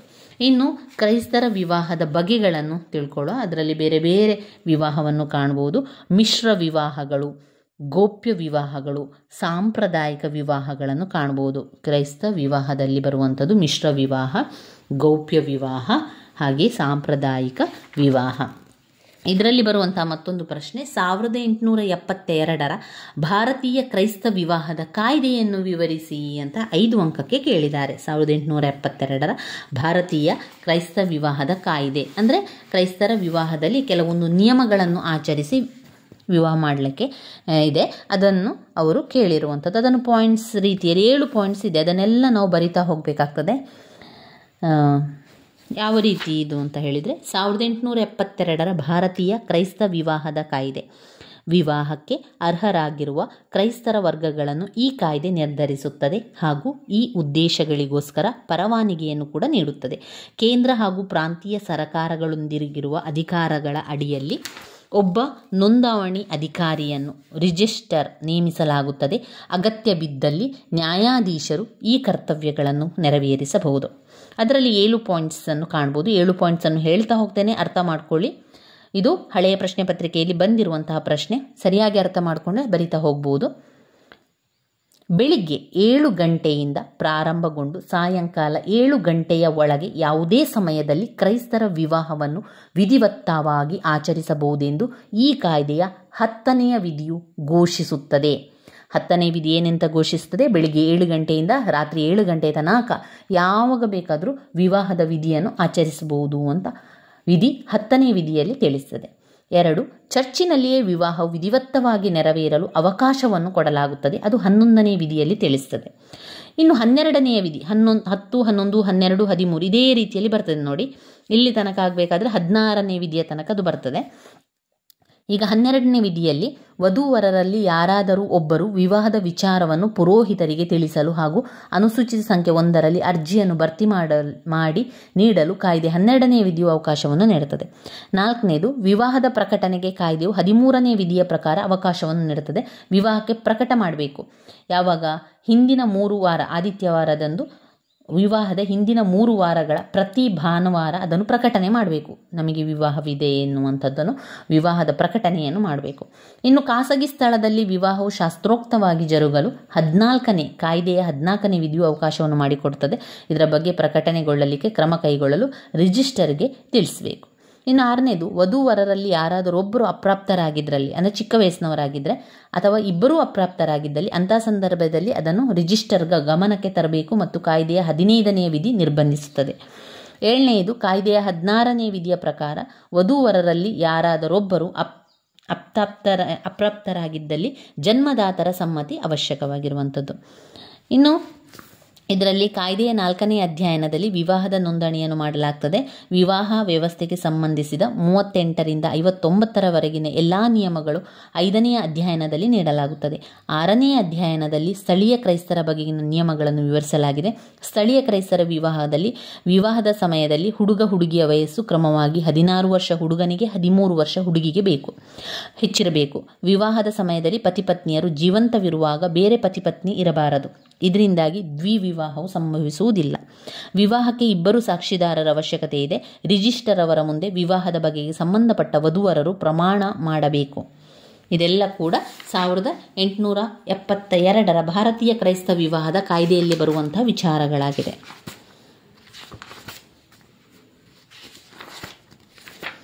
ಕ್ರೈಸ್ತ ಸಮಾಜದಲ್ಲಿ ಮಹಿಳೆಯರ ಸ್ಥಾನಮಾನ ಹೇಗೆ ಅಂದರೆ, ಆರ್ಥಿಕ ಹಕ್ಕುಗಳು, ಅವಳಿಗೆ ಕುಟುಂಬದ ಆರ್ಥಿಕವಾಗಿ ಆಸ್ತಿಯ ಹಕ್ಕು ಕ್ರೈಸ್ತ ಮಹಿಳೆಯ ಹಕ್ಕುಗಳಲ್ಲಿ ಹೆಚ್ಚು ಪ್ರಾಮುಖ್ಯವಾಗಿರುವಂಥದ್ದು. ಆರ್ಥಿಕ ಹಕ್ಕು, ವೈವಾಹಿಕ ಹಕ್ಕು, ಕುಟುಂಬದಲ್ಲಿನ ಹಕ್ಕು, ರಾಜಕೀಯ ಹಕ್ಕು, ಧಾರ್ಮಿಕ ಹಕ್ಕು, ಸಾಮಾನ್ಯ ಹಕ್ಕುಗಳೆಲ್ಲವೂ ಕೂಡ ಅವಳಿಗೆ ಸಿಗುವಂಥದ್ದು. ಇನ್ನು ಬರುವಂಥದ್ದು ಬ್ಲಾಕ್ 2ರಲ್ಲಿ ಬರುವಂತಹ ಕುಟುಂಬ ತುಂಬಾ ಮುಖ್ಯವಾಗಿರುವಂತಹ ಪ್ರಶ್ನೆ. ಕುಟುಂಬ ಅಂದರೆ ಏನು, ಅರ್ಥವನ್ನು ಬರೆದು ಕುಟುಂಬದ ಗುಣಲಕ್ಷಣವನ್ನು ಕೇಳ್ತಾರೆ. ಕುಟುಂಬದ ಅರ್ಥವನ್ನು ತಿಳಿಸಿ ಮತ್ತು ಕುಟುಂಬದ ಗುಣಲಕ್ಷಣಗಳು. ಕುಟುಂಬ ಅಂದರೆ ಏನು? ಕುಟುಂಬ ಅಂದರೆ ಸಮಾಜಶಾಸ್ತ್ರಜ್ಞರು ಬೇರೆ ಬೇರೆ ವ್ಯಾಖ್ಯೆಗಳನ್ನು ನೀಡಿದ್ದಾರೆ. ನಾವು ಒಬ್ಬರ ವ್ಯಾಖ್ಯೆಯನ್ನು ನೋಡುವ. ಮೆಕೈವರ್ ಮತ್ತು ಪೇಜ್ ಅವರ ಪ್ರಕಾರ ನಿರ್ದಿಷ್ಟ ಲೈಂಗಿಕ ಸಂಬಂಧಗಳನ್ನು ಹೊಂದಿರುವಂತಹ, ಸಂತಾನೋತ್ಪತ್ತಿಗೆ ಅವಕಾಶವುಳ್ಳಂತಹ ಹಾಗೂ ಪಡೆದ ಸಂತಾನವನ್ನು ರಕ್ಷಿಸುವ ಜವಾಬ್ದಾರಿಯನ್ನು ಹೊತ್ತವಂತಹ ಒಂದು ಸಮೂಹಕ್ಕೆ ಕುಟುಂಬ ಎನ್ನುವರು. ಕುಟುಂಬ ಅಂದರೆ ಏನು? ಕುಟುಂಬ ಅಂದರೆ ನಿರ್ದಿಷ್ಟ ಲೈಂಗಿಕ ಸಂಬಂಧಗಳನ್ನು ಹೊಂದಿರುವ, ಸಂತಾನೋತ್ಪತ್ತಿಗೆ ಅವಕಾಶವನ್ನು ಹೊಂದಿರುವಂತಹ, ಅವಕಾಶವುಳ್ಳ ಹಾಗೂ ಪಡೆದ ಸಂತಾನವನ್ನು ರಕ್ಷಿಸುವ ಜವಾಬ್ದಾರಿಯನ್ನು ಹೊತ್ತ ಒಂದು ಸಮೂಹಕ್ಕೆ ಕುಟುಂಬ ಎನ್ನುವಂಥದ್ದು. ಕುಟುಂಬದ ಗುಣಲಕ್ಷಣಗಳೇನು? ಕುಟುಂಬದಲ್ಲಿ ನಾವು ಬೇರೆ ಬೇರೆ ಲಕ್ಷಣಗಳನ್ನು ಕಾಣ್ತೇವೆ. ಕುಟುಂಬ ಸಾರ್ವತ್ರಿಕವಾದುದು ಅಂದರೆ ಎಲ್ಲ ಕಡೆ ಇರ್ತದಲ್ವ.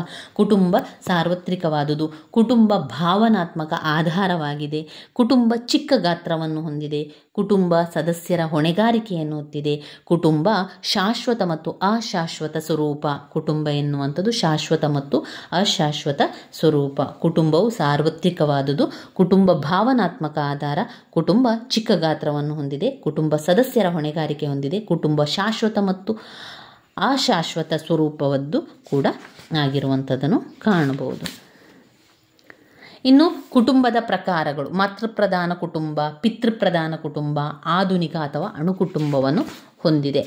ಅಣುಕುಟುಂಬ ಅಂದರೆ ಇಲ್ಲಿ ಚಿಕ್ಕದಾದಂತಹ ಪತಿ ಪತ್ನಿ ಮಕ್ಕಳನ್ನು ಹೊಂದಿರುವಂತಹ ಕುಟುಂಬ ಅಣುಕುಟುಂಬ. ವಿಶ್ವದೆಲ್ಲೆಡೆಯಲ್ಲಿ ಆಧುನಿಕ ಕುಟುಂಬವನ್ನು ಕಾಣ್ತೇವೆ. ಪತಿ ಪತ್ನಿಯರನ್ನು ಒಳಗೊಂಡಂತಹ ಆಧುನಿಕ ಕುಟುಂಬ ಪ್ರಾಪಂಚಿಕವಾದುದು. ಇದೊಂದು ಪತಿ ಪತ್ನಿಗಳನ್ನು ಒಳಗೊಂಡಂತಹ ಚಿಕ್ಕ ಸಮೂಹವಾಗಿರುವಂಥದ್ದು. ಇತ್ತೀಚಿನ ಪ್ರವೃತ್ತಿ ಏನು? ಕುಟುಂಬದಲ್ಲಿ ಕಾಣುವಂತಹ ಇತ್ತೀಚಿನ ಪ್ರವೃತ್ತಿಯನ್ನು ನೋಡಿದರೆ ಯಾಕೆ ಕುಟುಂಬ ಚಿಕ್ಕದಾಗ್ತಾ ಇದೆ? ಮೊದಲೆಲ್ಲ ಅವಿಭಕ್ತ ಕುಟುಂಬ ಇತ್ತು. ಅಜ್ಜಿ ಅಜ್ಜ, ಚಿಕ್ಕಪ್ಪ ಚಿಕ್ಕಮ್ಮ, ಅತ್ತೆ ಮಾವ, ದೊಡ್ಡಪ್ಪ ದೊಡ್ಡಮ್ಮ, ಮಕ್ಕಳು ಎಲ್ಲರೂ ಒಂದೇ ಮನೆಯಲ್ಲಿ ವಾಸವಾಗ್ತಾ ಇದ್ರು. ಕಾಲಕ್ರಮೇಣದಲ್ಲಿ ವರ್ಷ ಹೋದಂತೆ ಅದೆಲ್ಲ ಚಿಕ್ಕದಾಗಿ ಈಗ ಚಿಕ್ಕ ಕುಟುಂಬಗಳು ಹೆಚ್ಚಾಗಿ ಕಾಣುವಂಥದ್ದು ನಾವು ನೋಡ್ತೇವೆ. ಇತ್ತೀಚಿನ ಪ್ರವೃತ್ತಿ ಏನೆಲ್ಲ ಕಾರಣ ಉಂಟಾಯಿತು ಕುಟುಂಬ ಚಿಕ್ಕದಾಗಲಿಕ್ಕೆ? ಕೈಗಾರಿಕೀಕರಣ, ನಗರೀಕರಣ, ಪ್ರಜಾಸತ್ತಾತ್ಮಕ ಆದರ್ಶಗಳು ಮತ್ತು ಮೌಲ್ಯಗಳು, ನೈತಿಕ ನಿಯಮಗಳ ಶಿಥಿಲತೆ, ವಿವಾಹದ ಪರಿಕಲ್ಪನೆಯ ಬಗ್ಗೆ ಬದಲಾವಣೆಯ ಪರಿಣಾಮ, ಸ್ತ್ರೀಯರ ಆರ್ಥಿಕ ಸ್ವಾತಂತ್ರ್ಯ, ಮಕ್ಕಳ ಜನನದ ಇಳಿಮುಖ, ವಿವಾಹ ವಿಚ್ಛೇದನೆ, ಸ್ತ್ರೀ ವಿಮೋಚನೆ, ಪೋಷಕರು ಮತ್ತು ಯುವಕರ ನಡುವಿನ ಘರ್ಷಣೆ, ಮನೋರಂಜನಾ ಕಾರ್ಯಗಳು, ಇವೆಲ್ಲ ಕಾರಣಗಳು ಬಂತು. ಹಿಂದೂ ಅವಿಭಕ್ತ ಕುಟುಂಬ. ಹಿಂದೂ ಅವಿಭಕ್ತ ಕುಟುಂಬದ ಗುಣಲಕ್ಷಣಗಳನ್ನು 15 ಅಂಕಕ್ಕೆ ಕೇಳಿದ್ದಾರೆ. ಹಿಂದೂ ಅವಿಭಕ್ತ ಕುಟುಂಬದ ಅನುಕೂಲತೆಗಳು ಮತ್ತು ಅನಾನುಕೂಲತೆಗಳನ್ನು 10 ಅಂಕಕ್ಕೂ ಕೂಡ ಕೇಳಿರುವಂತಹ ಪ್ರಶ್ನೆ. ಹಳೆಯ ಪ್ರಶ್ನೆ ಪತ್ರಿಕೆಗಳನ್ನು ನೀವು ನೋಡಿದರೆ ಈ 2 ಪ್ರಶ್ನೆಗಳಲ್ಲಿ 1 ಪ್ರಶ್ನೆಗಳು ನಮ್ಮ ಪ್ರಶ್ನೆ ಪತ್ರಿಕೆಯಲ್ಲಿ ಇರುವಂಥದ್ದು ನೀವು ನೋಡಿರಬಹುದು. ಹಿಂದೂ ಅವಿಭಕ್ತ ಕುಟುಂಬ ಅಂದರೆ ಏನು? 2 ಅಥವಾ 3ಕ್ಕಿಂತ ಹೆಚ್ಚು ತಲೆಮಾರುಗಳು ವಾಸ ಮಾಡುವಂಥದ್ದು. ಮಕ್ಕಳು, ಮೊಮ್ಮಕ್ಕಳು, ತಂದೆ ತಾಯಿ, ಮಕ್ಕಳ ಸದಸ್ಯರುಗಳನ್ನು ಒಳಗೊಂಡಿದ್ದಂತೆ ಸಣ್ಣ ಸಣ್ಣ ಕುಟುಂಬಗಳೆಲ್ಲ ಸೇರಿ ದೊಡ್ಡ ಕುಟುಂಬವಾಗಿರುವಂಥದ್ದೇ ಹಿಂದೂ ಅವಿಭಕ್ತ ಕುಟುಂಬ. ಹಿಂದೂ ಅವಿಭಕ್ತ ಕುಟುಂಬದ ಲಕ್ಷಣಗಳನ್ನು 15 ಅಂಕಕ್ಕೆ ಕೇಳಿದ್ದಾರೆ. ಪಾಯಿಂಟ್ಸ್ಗಳನ್ನು ಸರಿಯಾಗಿ ಕಲಿತುಕೊಳ್ಳಿ. ನಂತರ ವಿವರಣೆ ನಿಮಗೆ ಎಷ್ಟು ಸಾಧ್ಯವೋ ಅದನ್ನೆಲ್ಲ ಯಾಕಂದರೆ ಬರಿಬೇಕು. ನಮ್ಮ ಕುಟುಂಬ ಅಂತ ಹೇಳಿದ ಕೂಡಲೇ ನಮಗೆ ನಮ್ಮ ಒಂದು ಕುಟುಂಬವನ್ನು ನೆನಪು ಮಾಡಿಕೊಂಡು ಎಲ್ಲವನ್ನು ಬರಿತಾ ಹೋದ್ರಾಯಿತು. ಅದರಲ್ಲಿ ಪಾಯಿಂಟ್ಸ್ಗಳನ್ನು ಹೇಳ್ತಾ ಹೋಗ್ತೇನೆ. ಹಿಂದೂ ಅವಿಭಕ್ತ ಕುಟುಂಬದ ಗುಣಲಕ್ಷಣಗಳು. ಹಿಂದೂ ಅವಿಭಕ್ತ ಕುಟುಂಬದ ಗುಣಲಕ್ಷಣಗಳು: ಅಧಿಕ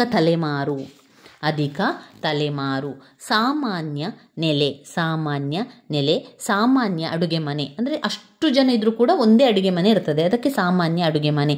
ಸಾಮಾನ್ಯ ಪೂಜೆ, ಸಾಮಾನ್ಯ ಆಸ್ತಿ, ಅಧಿಕಾರಯುತ ಕೇಂದ್ರ, ವ್ಯವಸ್ಥಿತ ವಿವಾಹಗಳು, ಸಂತಾನೋತ್ಪತ್ತಿ, ಹಕ್ಕುಗಳು ಮತ್ತು ಜವಾಬ್ದಾರಿಗಳು, ಸ್ವಾವಲಂಬನೆ. ಇವಿಷ್ಟು ಹಿಂದೂ ಅವಿಭಕ್ತ ಕುಟುಂಬದ ಗುಣಲಕ್ಷಣಗಳಲ್ಲಿ ಬರ್ತದೆ. ಇನ್ನೊಮ್ಮೆ ಪಾಯಿಂಟ್ಸ್ ಹೇಳ್ತಾ ಹೋಗ್ತೇನೆ. ಅಧಿಕ ತಲೆಮಾರುಗಳು, ಸಾಮಾನ್ಯ ನೆಲೆ, ಸಾಮಾನ್ಯ ಅಡುಗೆ ಮನೆ, ಸಾಮಾನ್ಯ ಪೂಜೆ, ಸಾಮಾನ್ಯ ಆಸ್ತಿ, ಅಧಿಕಾರಯುತ ಕೇಂದ್ರ, ವ್ಯವಸ್ಥಿತ ವಿವಾಹಗಳು, ಸಂತಾನೋತ್ಪತ್ತಿ, ಹಕ್ಕು ಮತ್ತು ಜವಾಬ್ದಾರಿಗಳು, ಸ್ವಾವಲಂಬನೆ. ಹಿಂದೂ ಅವಿಭಕ್ತ ಕುಟುಂಬದ ಕಾರ್ಯಗಳೇನು? ಹಿಂದೂ ಅವಿಭಕ್ತ ಕುಟುಂಬದ ಕಾರ್ಯಗಳು: ಸಂತಾನೋತ್ಪತ್ತಿ, ಲೈಂಗಿಕ ತೃಪ್ತಿಯ ಅಗತ್ಯತೆ, ಉತ್ಪಾದನೆ ಮತ್ತು ಮಕ್ಕಳ ಸಂರಕ್ಷಣೆ, ಆಶ್ರಯ ಸೌಲಭ್ಯ. ಕುಟುಂಬವು ಸಾಂಸ್ಕೃತಿಕ ಪ್ರಸರಣ ಮತ್ತು ಸಾಮಾಜೀಕರಣದ ನಿಯೋಗಿ. ಆರ್ಥಿಕ ಕಾರ್ಯಗಳು, ಶೈಕ್ಷಣಿಕ ಕಾರ್ಯಗಳು, ಧಾರ್ಮಿಕ ಕಾರ್ಯಗಳು, ಮನರಂಜನಾ ಕಾರ್ಯಗಳನ್ನು ಹೊಂದಿರುತ್ತದೆ. ಇನ್ನು ಹಿಂದೂ ಅವಿಭಕ್ತ ಕುಟುಂಬದ ಅನುಕೂಲತೆಗಳೇನು ಮತ್ತು ಅನಾನುಕೂಲತೆಗಳೇನು? ಇದು ಕೂಡ ತುಂಬಾ ಮುಖ್ಯವಾಗಿರುವಂತಹ 10 ಅಂಕಕ್ಕೆ ಬಂದಿರುವಂತಹ ಪ್ರಶ್ನೆಗಳು. ಅದನ್ನು ಕೂಡ ನಾವು ನೋಡ್ಕೊಳ್ಬೇಕು. ಅದರ ಪಾಯಿಂಟ್ಸ್ಗಳನ್ನು ಸರಿಯಾಗಿ ಕಲಿತ್ರೆ ಸಾಕು ಸ್ನೇಹಿತರೆ. ಪಾಯಿಂಟ್ಸ್ಗಳನ್ನು ಕಲಿತ್ರೆ ನಿಮಗೆ ಬರಿತಾ ಹೋಗ್ಬೋದು. ಹಿಂದೂ ಅವಿಭಕ್ತ ಕುಟುಂಬದ ಅನುಕೂಲತೆಗಳು ಮತ್ತು ಅನಾನುಕೂಲತೆಗಳನ್ನು 10 ಅಂಕಕ್ಕೆ ಕೇಳ್ತಾರೆ. ಮೊದಲಿಗೆ ಅನುಕೂಲತೆಯ ಬಗ್ಗೆ ತಿಳ್ಕೊಳ್ಳುವ. ಶ್ರಮ ವಿಭಜನೆ. ಪಾಯಿಂಟ್ಸನ್ನು ಹೇಳ್ತಾ ಹೋಗ್ತೇನೆ. ಶ್ರಮ ವಿಭಜನೆ ಆರ್ಥಿಕ ಪ್ರಗತಿಯನ್ನು ಖಾತ್ರಿಪಡಿಸುತ್ತದೆ. ಕೃಷಿ ಆರ್ಥಿಕತೆಗೆ ಉಪಯೋಗ. ಹೆಚ್ಚು ಸುಸ್ಥಿರ ಮತ್ತು ಬಹು ಉಪಯೋಗಿ. ಸಾಮಾಜಿಕ ಜೀವವಿಮೆ ಕಂಪನಿಯಾಗಿ ಕಾರ್ಯನಿರ್ವಹಿಸುವಂಥದ್ದು. ಸಾಮಾಜಿಕ ವರ್ಚಸ್ಸು ಮತ್ತು ಸಹಕಾರವನ್ನು ಉತ್ತೇಜಿಸುತ್ತದೆ. ಅವಿಭಕ್ತ ಕುಟುಂಬವು ವಿರಾಮ ಮತ್ತು ಮನರಂಜನೆಯನ್ನು ಒದಗಿಸುತ್ತದೆ. ಮಾನಸಿಕ ಭದ್ರತೆಯ ಕೇಂದ್ರ. ಇವು ಅನುಕೂಲತೆಗಳು. ಇನ್ನು ಅವಿಭಕ್ತ ಕುಟುಂಬದ ಅನುಕೂಲತೆಗಳ ಪಾಯಿಂಟ್ಸ್ಗಳು ಮತ್ತೊಮ್ಮೆ ಹೇಳ್ತಾ ಹೋಗ್ತೇನೆ ನೋಡಿ. ಶ್ರಮ ವಿಭಜನೆ ಆರ್ಥಿಕ ಪ್ರಗತಿಯನ್ನು ಖಾತ್ರಿಪಡಿಸುತ್ತದೆ. ಕೃಷಿ ಆರ್ಥಿಕತೆಗೆ ಉಪಯೋಗ, ಹೆಚ್ಚು ಸುಸ್ಥಿರ ಮತ್ತು ಬಹು ಉಪಯೋಗಿ ಸಾಮಾಜಿಕ ಜೀವ ವಿಮೆ ಕಂಪನಿಯಾಗಿ ಕಾರ್ಯನಿರ್ವಹಿಸ್ತದೆ. ಇದೆಲ್ಲ ಅನುಕೂಲತೆಗಳು. ಅವಿಭಕ್ತ ಕುಟುಂಬ ಇರಲಿಕ್ಕೆ ಅನುಕೂಲತೆಗಳೇನು ಅಂತ ಹೇಳುವಂಥದ್ದು. ತುಂಬು ಕುಟುಂಬ ಇರುವಂಥದ್ದು ಸಾಮಾಜಿಕ ವರ್ಚಸ್ಸು ಮತ್ತು ಸಹಕಾರವನ್ನು ಉತ್ತೇಜಿಸುತ್ತದೆ. ಅವಿಭಕ್ತ ಕುಟುಂಬವು ವಿರಾಮ ಮತ್ತು ಮನರಂಜನೆಯನ್ನು ಒದಗಿಸುತ್ತದೆ. ಅಷ್ಟೇ ಅಲ್ಲದೆ ಮಾನಸಿಕ ಭದ್ರತೆಯ ಕೇಂದ್ರವಾಗಿರುವಂಥದ್ದು. ಇನ್ನು ಅನಾನುಕೂಲತೆಗಳಲ್ಲಿ ಏನು ಅಂತ ಹೇಳಿದರೆ ವ್ಯಕ್ತಿತ್ವದ ಬೆಳವಣಿಗೆಗೆ ಮಾರಕ, ಸೋಮಾರಿತನದ ಪ್ರೋತ್ಸಾಹ, ಜಗಳಗಂಟಿತನದ ಕೇಂದ್ರ, ಏಕಾಂತಕ್ಕೆ ಧಕ್ಕೆ, ದುಂದುವೆಚ್ಚವನ್ನು ಉತ್ತೇಜಿಸುತ್ತದೆ, ಸಂಪ್ರದಾಯ ವೃದ್ಧಿ, ವಿವಾದಗಳ ಹುಟ್ಟು. ಇದು ಅನಾನುಕೂಲತೆಗಳು.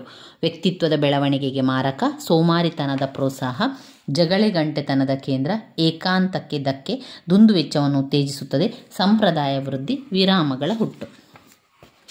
ಅವಷ್ಟನ್ನು ಓದ್ಕೊಳ್ಳಿ. ಪಾಯಿಂಟ್ಸನ್ನು ಅಷ್ಟೇ ಕಲಿತ್ರೆ ಸಾಕು. ನೀವು ಬಾಯ್ಪಾಠ ಮಾಡ್ಕೊಳ್ಳಿ. ಪಾಯಿಂಟ್ಸನ್ನು ಬಾಯ್ಪಾಠ ಮಾಡಿಕೊಂಡು ಬರೆದ್ರೆ ಆಯಿತು. ವಿವರಣೆಯನ್ನು ನಿಮಗೆ ಎಷ್ಟು ಸಾಧ್ಯವೋ ಅಷ್ಟು ವಿವರಣೆಯನ್ನು ಕೊಡ್ತಾ ಹೋಗಿ ಬೇರೆ ಬೇರೆ ರೀತಿಯಲ್ಲಿ ನೀವು ಈಗ ಅದನ್ನು ವಿವರಿಸ್ತಾ ಹೋದರೆ ಯಾವ ರೀತಿ ವಿವರಿಸ್ಬೋದು ಅದನ್ನೇ ರೀತಿಯಲ್ಲಿ ಬರಿತಾ ಹೋಗುವಂಥದ್ದು ಅಷ್ಟೇ. ಬಂಧುತ್ವದ ಮಜಲು ಯಾವುದು? ಬಂಧುತ್ವದ ಮಜಲು ಪ್ರಾಥಮಿಕ ಸಂಬಂಧ, ದ್ವಿತೀಯ ಸಂಬಂಧ ಮತ್ತು ತೃತೀಯ ಸಂಬಂಧದಲ್ಲಿದೆ ಎನ್ನುವಂಥದ್ದು ನೆನಪಿರಲಿ. ಇನ್ನು ಬರುವಂಥದ್ದು ಧರ್ಮದ ಬಗ್ಗೆ ನೋಡಿದರೆ ಧರ್ಮದ ಕಾರ್ಯಗಳು 10 ಅಂಕಕ್ಕೆ ಕೇಳ್ತಾರೆ. ಅಂದರೆ ಧರ್ಮ ಅಂದರೆ ಏನು? ಅಕ್ಬರ್ನವರ ಪ್ರಕಾರ ಧರ್ಮ ಎಂದರೆ ಅತಿಮಾನುಷ ಶಕ್ತಿಯ ಬಗ್ಗೆ ಜನರು ಬೆಳೆಸಿಕೊಂಡಿರುವ ಮನೋಭಾವನೆಗೆ ಧರ್ಮ ಎಂದು ಕರೆಯುತ್ತಾರೆ. ಧರ್ಮ ಅಂದರೆ ಏನು? ಅಕ್ಬರ್ನವರ ಪ್ರಕಾರ ಅತಿಮಾನುಷ ಶಕ್ತಿಯ ಬಗ್ಗೆ ಜನರು ಬೆಳೆಸಿಕೊಂಡಿರುವ ಮನೋಭಾವನೆಯೇ ಧರ್ಮ ಎಂದು ಕರೆದಿದ್ದಾರೆ. ಹ್ಯಾರಿಯವರ ಪ್ರಕಾರ ಧರ್ಮವು ಹೆಚ್ಚು ಕಡಿಮೆ ನಂಬಿಕೆ ಮತ್ತು ಆಚರಣೆಗಳ ಸಮೂಹಗಳ ವಿಶೇಷವಾಗಿ ಅತಿಮಾನುಷ ಕ್ರಮದ ನಂಬಿಕೆ, ಶಕ್ತಿ, ಸ್ಥಳ, ಇನ್ನಿತರ ಇರುವಿಕೆಯ ಬಗ್ಗೆ ಹೇಳುವಂಥದ್ದೇ ಧರ್ಮ. ಧರ್ಮದ ಕಾರ್ಯಗಳೇನು? ಧರ್ಮದ ಕಾರ್ಯಗಳ ಪಾಯಿಂಟ್ಸ್ಗಳನ್ನು ನೋಡಿಕೊಳ್ಳುವ. ಧಾರ್ಮಿಕ ಅನುಭವಗಳನ್ನು ನೀಡ್ತದೆ. ಈ ಧರ್ಮವನ್ನು ನಾವು ಮಾಡ್ತಾ ಇರೋದ್ರಿಂದ ಅಥವಾ ಧರ್ಮ ಒಂದು ಆಚರಣೆ, ಒಂದು ನಂಬಿಕೆಯನ್ನು ನಾವು ಮಾಡ್ತಾ ಇದ್ದೇವೆ ಅಂತ ಹೇಳಿದರೆ ಅದರ ಕಾರ್ಯ ಏನು ಅಂತ ಹೇಳಿದರೆ ಧಾರ್ಮಿಕ ಅನುಭವಗಳನ್ನು ನಮಗೆ ನೀಡ್ತದೆ. ಮನಃಶಾಂತಿಯನ್ನು ಕೊಡ್ತದೆ. ಸಾಮಾಜಿಕ ಐಕ್ಯತೆಗೆ ಪ್ರೋತ್ಸಾಹವನ್ನು ನೀಡ್ತದೆ. ಮೌಲ್ಯಗಳನ್ನು ಸಂರಕ್ಷಿಸುತ್ತದೆ. ಸಾಮಾಜಿಕ ನಿಯಂತ್ರಣದ ಸಾಧನವಾಗಿದೆ. ಧಾರ್ಮಿಕ ಪೌರೋಹಿತ್ಯ ಕಾರ್ಯವನ್ನು ಮಾಡುತ್ತದೆ. ಸಾಮಾಜಿಕ ಕಲ್ಯಾಣವನ್ನು ಪ್ರೋತ್ಸಾಹಿಸುತ್ತದೆ. ಸಾಹಿತ್ಯ ಕಲೆ, ಸಂಗೀತದ ಬೆಳವಣಿಗೆ ಆಗ್ತದೆ. ವ್ಯಕ್ತಿಯ ನೋವು ನಿವಾರಣಾ ಶಕ್ತಿಯಾಗಿದೆ. ಆತ್ಮಸ್ಥೈರ್ಯವನ್ನು ಹೆಚ್ಚುತ್ತದೆ. ಇದು ಧರ್ಮದ ಕಾರ್ಯಗಳು. ಧರ್ಮದ ಕಾರ್ಯಗಳ ಪಾಯಿಂಟ್ಸನ್ನು ಮತ್ತೊಮ್ಮೆ ಹೇಳ್ತೇನೆ. ಅಂದರೆ ಒಂದು ಧರ್ಮ ಯಾವ ರೀತಿ ನಮಗೆ ಅದು ಕೆಲಸ ಮಾಡ್ತದೆ ಅಥವಾ ಧರ್ಮ ನಮಗೆ ಏನೆಲ್ಲ ಕಾರ್ಯವನ್ನು ಮಾಡ್ತದೆ ಅಂತ ಕೇಳುವಂಥದ್ದು. ಧರ್ಮವನ್ನು ಯೋಚನೆ ಮಾಡಿದರೆ ಅದೊಂದು ನಂಬಿಕೆ, ಅದೊಂದು ಆಚರಣೆ, ಅದೊಂದು ಪದ್ಧತಿಯನ್ನು ನಾವು ಧರ್ಮ ಅಂತ ಕರಿತೇವೆ. ಇದು ಧಾರ್ಮಿಕ ಅನುಭವವನ್ನು ನಮಗೆ ನೀಡ್ತದೆ. ಧರ್ಮ ಏನು ಮಾಡ್ತದೆ? ನಮಗೆ ಒಂದು ಧಾರ್ಮಿಕ ಅನುಭವವನ್ನು ನೀಡ್ತದೆ. ನಮಗೆ ಮನಃಶಾಂತಿಯನ್ನು ಕೊಡ್ತದೆ. ಸಾಮಾಜಿಕ ಐಕ್ಯತೆಗೆ ನಮಗೆ ಪ್ರೋತ್ಸಾಹವನ್ನು ನೀಡ್ತದೆ. ನಮ್ಮ ಮೌಲ್ಯಗಳನ್ನು ಸಂರಕ್ಷಿಸುತ್ತದೆ. ಸಾಮಾಜಿಕ ನಿಯಂತ್ರಣದ ಸಾಧನವಾಗಿದೆ. ಧಾರ್ಮಿಕ ಪೌರೋಹಿತ್ಯ ಕಾರ್ಯವನ್ನು ಮಾಡ್ತದೆ. ಸಾಮಾಜಿಕ ಕಲ್ಯಾಣಕ್ಕೆ ಪ್ರೋತ್ಸಾಹ ಮಾಡ್ತದೆ. ಅಷ್ಟೇ ಅಲ್ಲದೆ ಸಾಹಿತ್ಯ, ಕಲೆ, ಸಂಗೀತದ ಬೆಳವಣಿಗೆ ಆಗ್ತದೆ. ಆಮೇಲೆ ವ್ಯಕ್ತಿಯ ನೋವು ನಿವಾರಣಾ ಶಕ್ತಿಯಾಗಿದೆ. ಅದು ಆತ್ಮಸ್ಥೈರ್ಯವನ್ನು ಹೆಚ್ಚಿಸುವಂಥದ್ದು. ಧರ್ಮದ ಆ ಕಾರ್ಯಗಳು ಕೂಡ ಇದೆ. ಹೊಂದಿಕೊಳ್ಳುವಲ್ಲಿ ಈ ಧರ್ಮದಲ್ಲಿ ಕಾರ್ಯ ಅಂದರೆ ಒಳ್ಳೆಯತನವೆಲ್ಲ ತೋರಿಸ್ತದೆ. ಅಕಾರ್ಯ ಅಂದರೆ ಹೊಂದಿಕೊಳ್ಳಲು ಅಡಚಣೆ ಮಾಡುವುದು, ತಿಕ್ಕಾಟ, ಜಗಳ, ಘರ್ಷಣೆ, ಶೋಷಣೆ, ದುಂದುವೆಚ್ಚ, ಬೇಜವಾಬ್ದಾರಿ ಪ್ರೋತ್ಸಾಹ. ಧರ್ಮವು ಮಾನವ ಸಾಮರ್ಥ್ಯ ಅವಗಣಿಸುವುದು, ವೈಜ್ಞಾನಿಕತೆ ಹಿನ್ನೆಲೆಯನ್ನುಂಟು ಮಾಡುವಂಥದ್ದೆಲ್ಲ ಧರ್ಮದ ಆ ಕಾರ್ಯದಲ್ಲಿ ಬರ್ತದೆ. ಇನ್ನು ಬರುವಂಥದ್ದು ಜಾತಿ ಅಂದರೆ ಅರ್ಥ ಒಂದು ಜನಾಂಗ, ಒಂದು ತಳಿ ಅಥವಾ ಒಂದು ವಂಶವನ್ನು ಜಾತಿ ಅಂತ ಹೇಳುವಂಥದ್ದು, ಒಂದು ಪರಂಪರೆಯನ್ನು ಜಾತಿ ಅಂತ ಹೇಳುವಂಥದ್ದು, ಒಂದು ಪೀಳಿಗೆಯನ್ನು ಜಾತಿ ಅಂತ ಹೇಳುವಂಥದ್ದು. ಜಾತಿ ಉಗಮದ ಸಿದ್ಧಾಂತವು 10 ಅಂಕಕ್ಕೆ ಕೇಳುವಂತಹ ಮುಖ್ಯವಾದಂತಹ ಪ್ರಶ್ನೆ. 10 ಅಂಕಕ್ಕೆ ಹಲವು ಪ್ರಶ್ನೆ ಪತ್ರಿಕೆಯಲ್ಲಿ ಬಂದಿದೆ. ಜಾತಿ ಉಗಮದ ಸಿದ್ಧಾಂತವನ್ನು ತಿಳಿಸಿ ಅಂತ 10 ಅಂಕಕ್ಕೂ ಕೂಡ ಕೇಳ್ಬೋದು, 5 ಅಂಕಕ್ಕೂ ಕೂಡ ಕೇಳುವಂತಹ ಪ್ರಶ್ನೆ. ಜಾತಿ ಉಗಮದ ಸಿದ್ಧಾಂತ ಏನು? ಅದು ಒಂದು ಸಾಂಪ್ರದಾಯಿಕ ಸಿದ್ಧಾಂತ. ಮೊದಲೆಲ್ಲ 4 ವರ್ಣ ಇತ್ತು, ಬ್ರಾಹ್ಮಣ, ಕ್ಷತ್ರಿಯ, ವೈಶ್ಯ, ಶೂದ್ರ ಎನ್ನುವಂಥ 4 ಸಾಂಪ್ರದಾಯಿಕ 4 ವರ್ಣಗಳನ್ನು ಅಲ್ಲಿನ ನಾವು ವಿವರಣೆಯನ್ನು ಬರಿತಾ ಹೋಗಬೇಕು. ಜಾತಿ ಉಗಮದ ಸಿದ್ಧಾಂತಗಳಲ್ಲಿ ಮೊದಲನೇದಾಗಿ ಸಾಂಪ್ರದಾಯಿಕ ಸಿದ್ಧಾಂತ, ಅದಾದ ನಂತರ ವೃತ್ತಿ ಸಿದ್ಧಾಂತ, ನಂತರ ಜನಾಂಗೀಯ ಸಿದ್ಧಾಂತ, 4 ರಾಜಕೀಯ ಸಿದ್ಧಾಂತ, 5 ವಿಕಾಸಾತ್ಮಕ ಸಿದ್ಧಾಂತ. ಒಟ್ಟು 5 ಸಿದ್ಧಾಂತಗಳನ್ನು ಕಾಣ್ಬೋದು. ಜಾತಿ ಉಗಮದ ಸಿದ್ಧಾಂತಗಳಲ್ಲಿ ಮತ್ತೊಮ್ಮೆ ಪಾಯಿಂಟ್ಸ್ಗಳನ್ನು ಹೇಳುವ, ಸಾಂಪ್ರದಾಯಿಕ ಸಿದ್ಧಾಂತ ಏನು? ಸಾಂಪ್ರದಾಯಿಕ ಸಿದ್ಧಾಂತ. ಎರಡನೇದು ವೃತ್ತಿ ಸಿದ್ಧಾಂತ, ವೃತ್ತಿ ಸಿದ್ಧಾಂತ. 3 ಜನಾಂಗೀಯ ಸಿದ್ಧಾಂತ, ಜನಾಂಗೀಯ ಸಿದ್ಧಾಂತ. 4 ರಾಜಕೀಯ ಸಿದ್ಧಾಂತ, ರಾಜಕೀಯ ಸಿದ್ಧಾಂತ. 5 ವಿಕಾಸಾತ್ಮಕ ಸಿದ್ಧಾಂತ. 5 ಯಾವುದು? ವಿಕಾಸಾತ್ಮಕ ಸಿದ್ಧಾಂತ. ಇವು ಜಾತಿ ಉಗಮದ ಸಿದ್ಧಾಂತಗಳು. ಇನ್ನು 10 ಅಂಕದ ಪ್ರಶ್ನೆ, ಜಾತಿಯ ಲಕ್ಷಣಗಳೇನು? ಜಾತಿಯಲ್ಲಿ ಹಲವಾರು ಲಕ್ಷಣಗಳನ್ನು ನಾವು ಕಾಣಬಹುದಾಗಿದೆ. ಅದರಲ್ಲಿ ಸಮಾಜದ ಹೋಳು ಹೋಳಾದ ಭಾಗ. ಜಾತಿ ಎನ್ನುವಂಥದ್ದು ಬೇರೆ ಬೇರೆ ಹೋಳು ಚಿಕ್ಕ ಚಿಕ್ಕ ಜಾತಿ ಕೂಡ ಇದೆ ಅಲ್ಲ, ಅಂದರೆ ಬೇರೆ ಬೇರೆ ಜಾತಿಗಳನ್ನು ಬೇರೆ ಬೇರೆ ವಿಧದ ಭಾಗಗಳಾಗಿ ಉಪಜಾತಿಗಳಾಗಿ, ಈಗ ಒಂದು ಜಾತಿ ಇದೆ, ಅದರಲ್ಲಿ ಮತ್ತು 4 ಜಾತಿಗಳು, ಮತ್ತು ಅದರಲ್ಲಿ 4 ಜಾತಿಗಳು, ಈ ರೀತಿ ಉಪಜಾತಿಗಳು ತುಂಬಾ ಇದೆ. ಒಂದು ಜಾತಿಯ ನಂತರ ಮತ್ತೊಂದು ಜಾತಿ, ಅದರ ಉಪಜಾತಿ, ಅದರ ಇನ್ನಷ್ಟು ಕವಲುಗಳಾಗಿ ಹೋಗ್ತಾನೆ ಇರ್ತದೆ. ಅದು ಸಮಾಜದ ಹೋಳು ಹೋಳಾದ ಭಾಗ ಅಂತಲೇ ಹೇಳ್ಬೋದು. ಜಾತಿಯ ಲಕ್ಷಣಗಳಲ್ಲಿ ಸಮಾಜದ ಹೋಳು ಹೋಳಾದ ಭಾಗ. ಏಣಿ ಶ್ರೇಣಿ, ಏಣಿ ಶ್ರೇಣಿ, ಊಟೋಪಚಾರ ಮತ್ತು ಸಾಮಾಜಿಕ ಸಂಪರ್ಕಗಳ ಮೇಲಿನ ನಿರ್ಬಂಧ, ಲೌಕಿಕ ಮತ್ತು ಧಾರ್ಮಿಕ ಸೌಲಭ್ಯ ಮತ್ತು ದೌರ್ಲಭ್ಯಗಳು, ಒಳಬಾಂಧವ್ಯ ವಿವಾಹ, ವೃತ್ತಿಯ ಮೇಲಿನ ನಿರ್ಬಂಧ.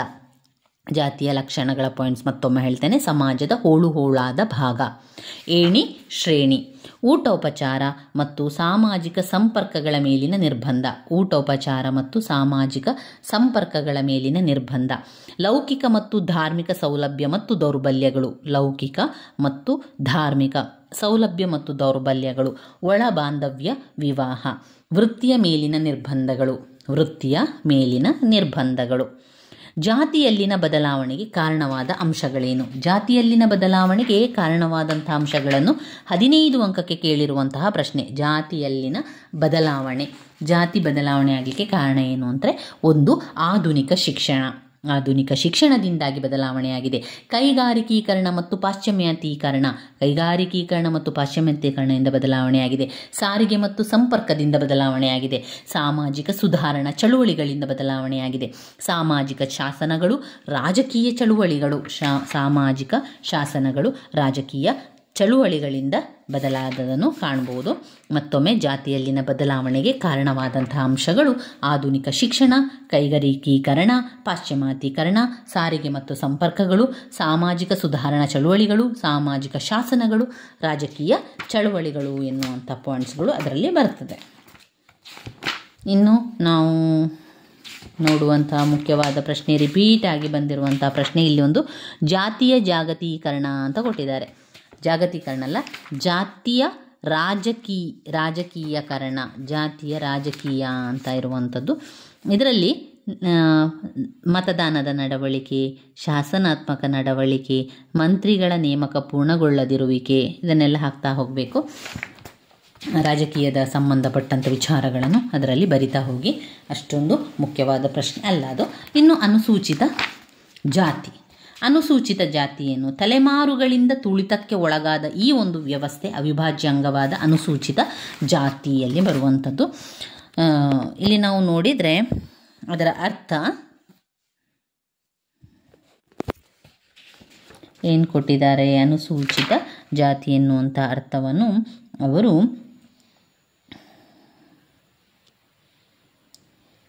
ಜಾತಿಯ ಅನುಸೂಚಿತೆಯ ಪ್ರಕಾರ ಸಾಂಪ್ರದಾಯಿಕವಾಗಿ ಉಚ್ಚ ಜಾತಿಗಳ ನಿಯಂತ್ರಣಕ್ಕೆ ಒಳಗಾಗಿ ಸಾಮಾಜಿಕ ರಾಜಕೀಯ ಶೋಷಣೆಯನ್ನು ಅನುಭವಿಸುತ್ತಿರುವಂತಹ ಅಸ್ಪೃಶ್ಯ ಗುಂಪು ಎಂದು D.N.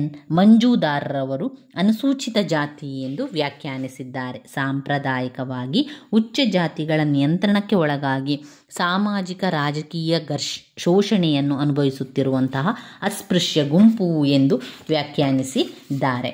ಇನ್ನು ಅನುಸೂಚಿತ ಜಾತಿಯ ಸಮಸ್ಯೆಗಳು ವೆರಿ ಇಂಪಾರ್ಟೆಂಟ್ ಆಗಿರುವಂತಹ ಪ್ರಶ್ನೆ. 15 ಅಂಕಕ್ಕೂ ಕೂಡ ಕೇಳ್ತಾರೆ, 10 ಅಂಕಕ್ಕೂ ಕೂಡ ಬರುವಂತಹ ಒಂದು ಪ್ರಶ್ನೆ. ಅನುಸೂಚಿತ ಜಾತಿಗಳ ಸಮಸ್ಯೆಗಳು ಏನೆಲ್ಲ ಸಮಸ್ಯೆಗಳಿದೆ? ಸ್ವತಂತ್ರ ಪೂರ್ವದಲ್ಲಿ ಒಂದು ಸಮಸ್ಯೆ ಇತ್ತವರಿಗೆ, ಸ್ವತಂತ್ರ ನಮಗೆ ಸಿಕ್ಕಿದ ನಂತರ ಕೂಡ ಮತ್ತೊಂದು ಸಮಸ್ಯೆ ಆಗ್ತದೆ. ಒಟ್ಟು 2 ಸಮಸ್ಯೆಯನ್ನು ಕಾಣಬಹುದು. ಸ್ವತಂತ್ರ ಪೂರ್ವದ ಸಮಸ್ಯೆಗಳು, ಸ್ವಾತಂತ್ರ್ಯ ನಂತರದ ಸಮಸ್ಯೆಗಳು. ಮೊದಲನೆಯದಾಗಿ ಸ್ವತಂತ್ರ ಪೂರ್ವದ ಸಮಸ್ಯೆಗಳನ್ನು ನೋಡುವ. ಅಸ್ಪೃಶ್ಯತೆ, ದೇವದಾಸಿ ಪದ್ಧತಿ, ಬೆತ್ತಲೆ ಸೇವೆ, ಕಡಿಮೆ ಮಟ್ಟದ ಸ್ಥಾನಮಾನ, ಶೈಕ್ಷಣಿಕ ಅನರ್ಹತೆಗಳು, ರಾಜಕೀಯ ವಂಚನೆ, ಧಾರ್ಮಿಕ ವಂಚನೆ. ಇವು ಸ್ವಾತಂತ್ರ್ಯದ ಪೂರ್ವದ ಸಮಸ್ಯೆಗಳು. ಸ್ವಾತಂತ್ರ್ಯ ಪೂರ್ವದ ಸಮಸ್ಯೆಗಳನ್ನು ಮತ್ತೊಮ್ಮೆ ಹೇಳ್ತೇನೆ. ಅಸ್ಪೃಶ್ಯತೆ, ದೇವದಾಸಿ ಪದ್ಧತಿ, ಬೆತ್ತಲೆ ಸೇವೆ, ಕಡಿಮೆ ಮಟ್ಟದ ಸ್ಥಾನಮಾನ, ಶೈಕ್ಷಣಿಕ ಅನರ್ಹತೆಗಳು, ರಾಜಕೀಯ ವಂಚನೆ, ಧಾರ್ಮಿಕ ವಂಚನೆ. ಇದು ಸ್ವಾತಂತ್ರ್ಯದ ಪೂರ್ವದಲ್ಲಿ. ಸ್ವಾತಂತ್ರ್ಯ ನಂತರದ ಸಮಸ್ಯೆಗಳೇನು? ದೇವದಾಸಿ, ಬೆತ್ತಲೆ ಸೇವೆ, ಅಸ್ಪೃಶ್ಯತೆ, ಗ್ರಾಮೀಣ ಹಿನ್ನೆಲೆ, ಶೈಕ್ಷಣಿಕ ಸಮಸ್ಯೆ, ಜಾತಿ ಘರ್ಷಣೆಗಳು, ಖಾಸಗೀಕರಣ, ಪರಿಶಿಷ್ಟ ಜಾತಿಗಳ ಜನರ ನಡುವೆ ಇರುವ ಸ್ಪರ್ಧೆ ಹಾಗೂ ಘರ್ಷಣೆ, ಕೆಳಮಟ್ಟದ ಔದ್ಯೋಗಿಕ ಸ್ಥಾನಮಾನ. ಸ್ವಾತಂತ್ರ್ಯ ನಂತರದ ಸಮಸ್ಯೆಗಳಲ್ಲಿ ದೇವದಾಸಿ ಮತ್ತು ಬೆತ್ತಲೆ ಸೇವೆ, ಅಸ್ಪೃಶ್ಯತೆ, ಗ್ರಾಮೀಣ ಹಿನ್ನೆಲೆ, ಶೈಕ್ಷಣಿಕ ಸಮಸ್ಯೆಗಳು, ಜಾತಿ ಘರ್ಷಣೆಗಳು, ಖಾಸಗೀಕರಣ, ಪರಿಶಿಷ್ಟ ಜಾತಿಗಳ ಜನರ ನಡುವೆ ಇರುವ ಸ್ಪರ್ಧೆ ಹಾಗೂ ಘರ್ಷಣೆ, ಕೆಳಮಟ್ಟದ ಔದ್ಯೋಗಿಕ ಸ್ಥಾನಮಾನ. ಇವು ಸ್ವಾತಂತ್ರ್ಯದ ನಂತರದ ಸಮಸ್ಯೆಗಳಲ್ಲಿ ಬರುವಂಥದ್ದು.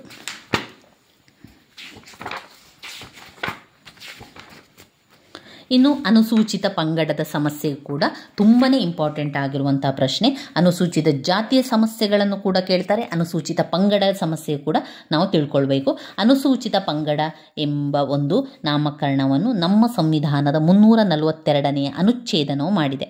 ಇದನ್ನು ಗಾಂಧೀಜಿಯವರು ಗಿರಿಜನ ಎಂದು ಕರೆದಿದ್ದರೆ, ಮಾನವಶಾಸ್ತ್ರಜ್ಞರು ಪ್ರಾಚೀನ ಜನರೆಂದು, ಮೂಲ ನಿವಾಸಿಗಳೆಂದು, ಆದಿವಾಸಿಗಳೆಂದು ಕರೆದಿದ್ದಾರೆ.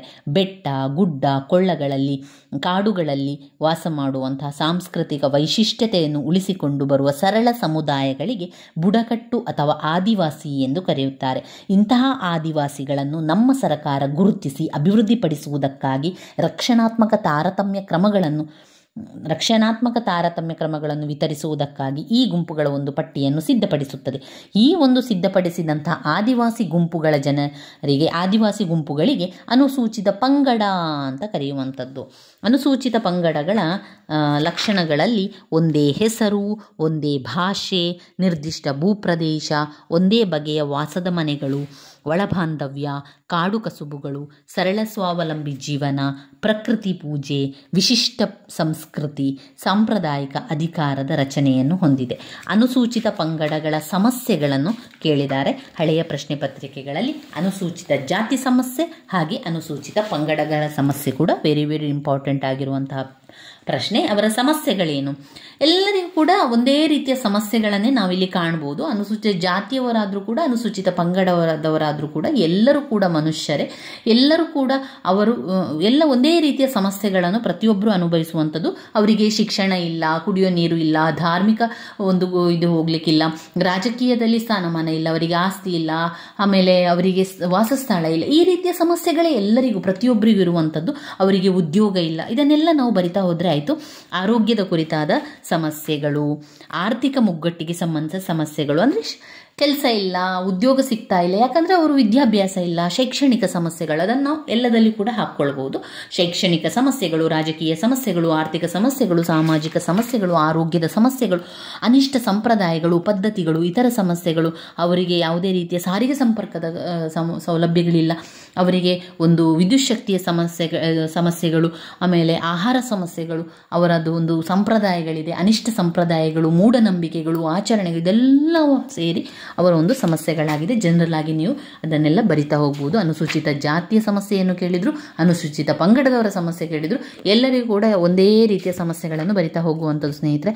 ಅದರಲ್ಲಿ ಏನೋ ಅಷ್ಟು ವ್ಯತ್ಯಾಸ ಅಂತ ಇಲ್ಲ. ಅವರೆಲ್ಲರೂ ಕೂಡ ಅನುಭವಿಸುವಂಥದ್ದು ಒಂದೇ ರೀತಿಯದ್ದು. ಸಾಮಾಜಿಕ ಸಮಸ್ಯೆ, ಆರ್ಥಿಕ ಸಮಸ್ಯೆ, ರಾಜಕೀಯ ಸಮಸ್ಯೆ, ಶೈಕ್ಷಣಿಕ ಸಮಸ್ಯೆ, ಇದುವೇ ಬರುವಂಥದ್ದನ್ನು ಕಾಣಬಹುದು.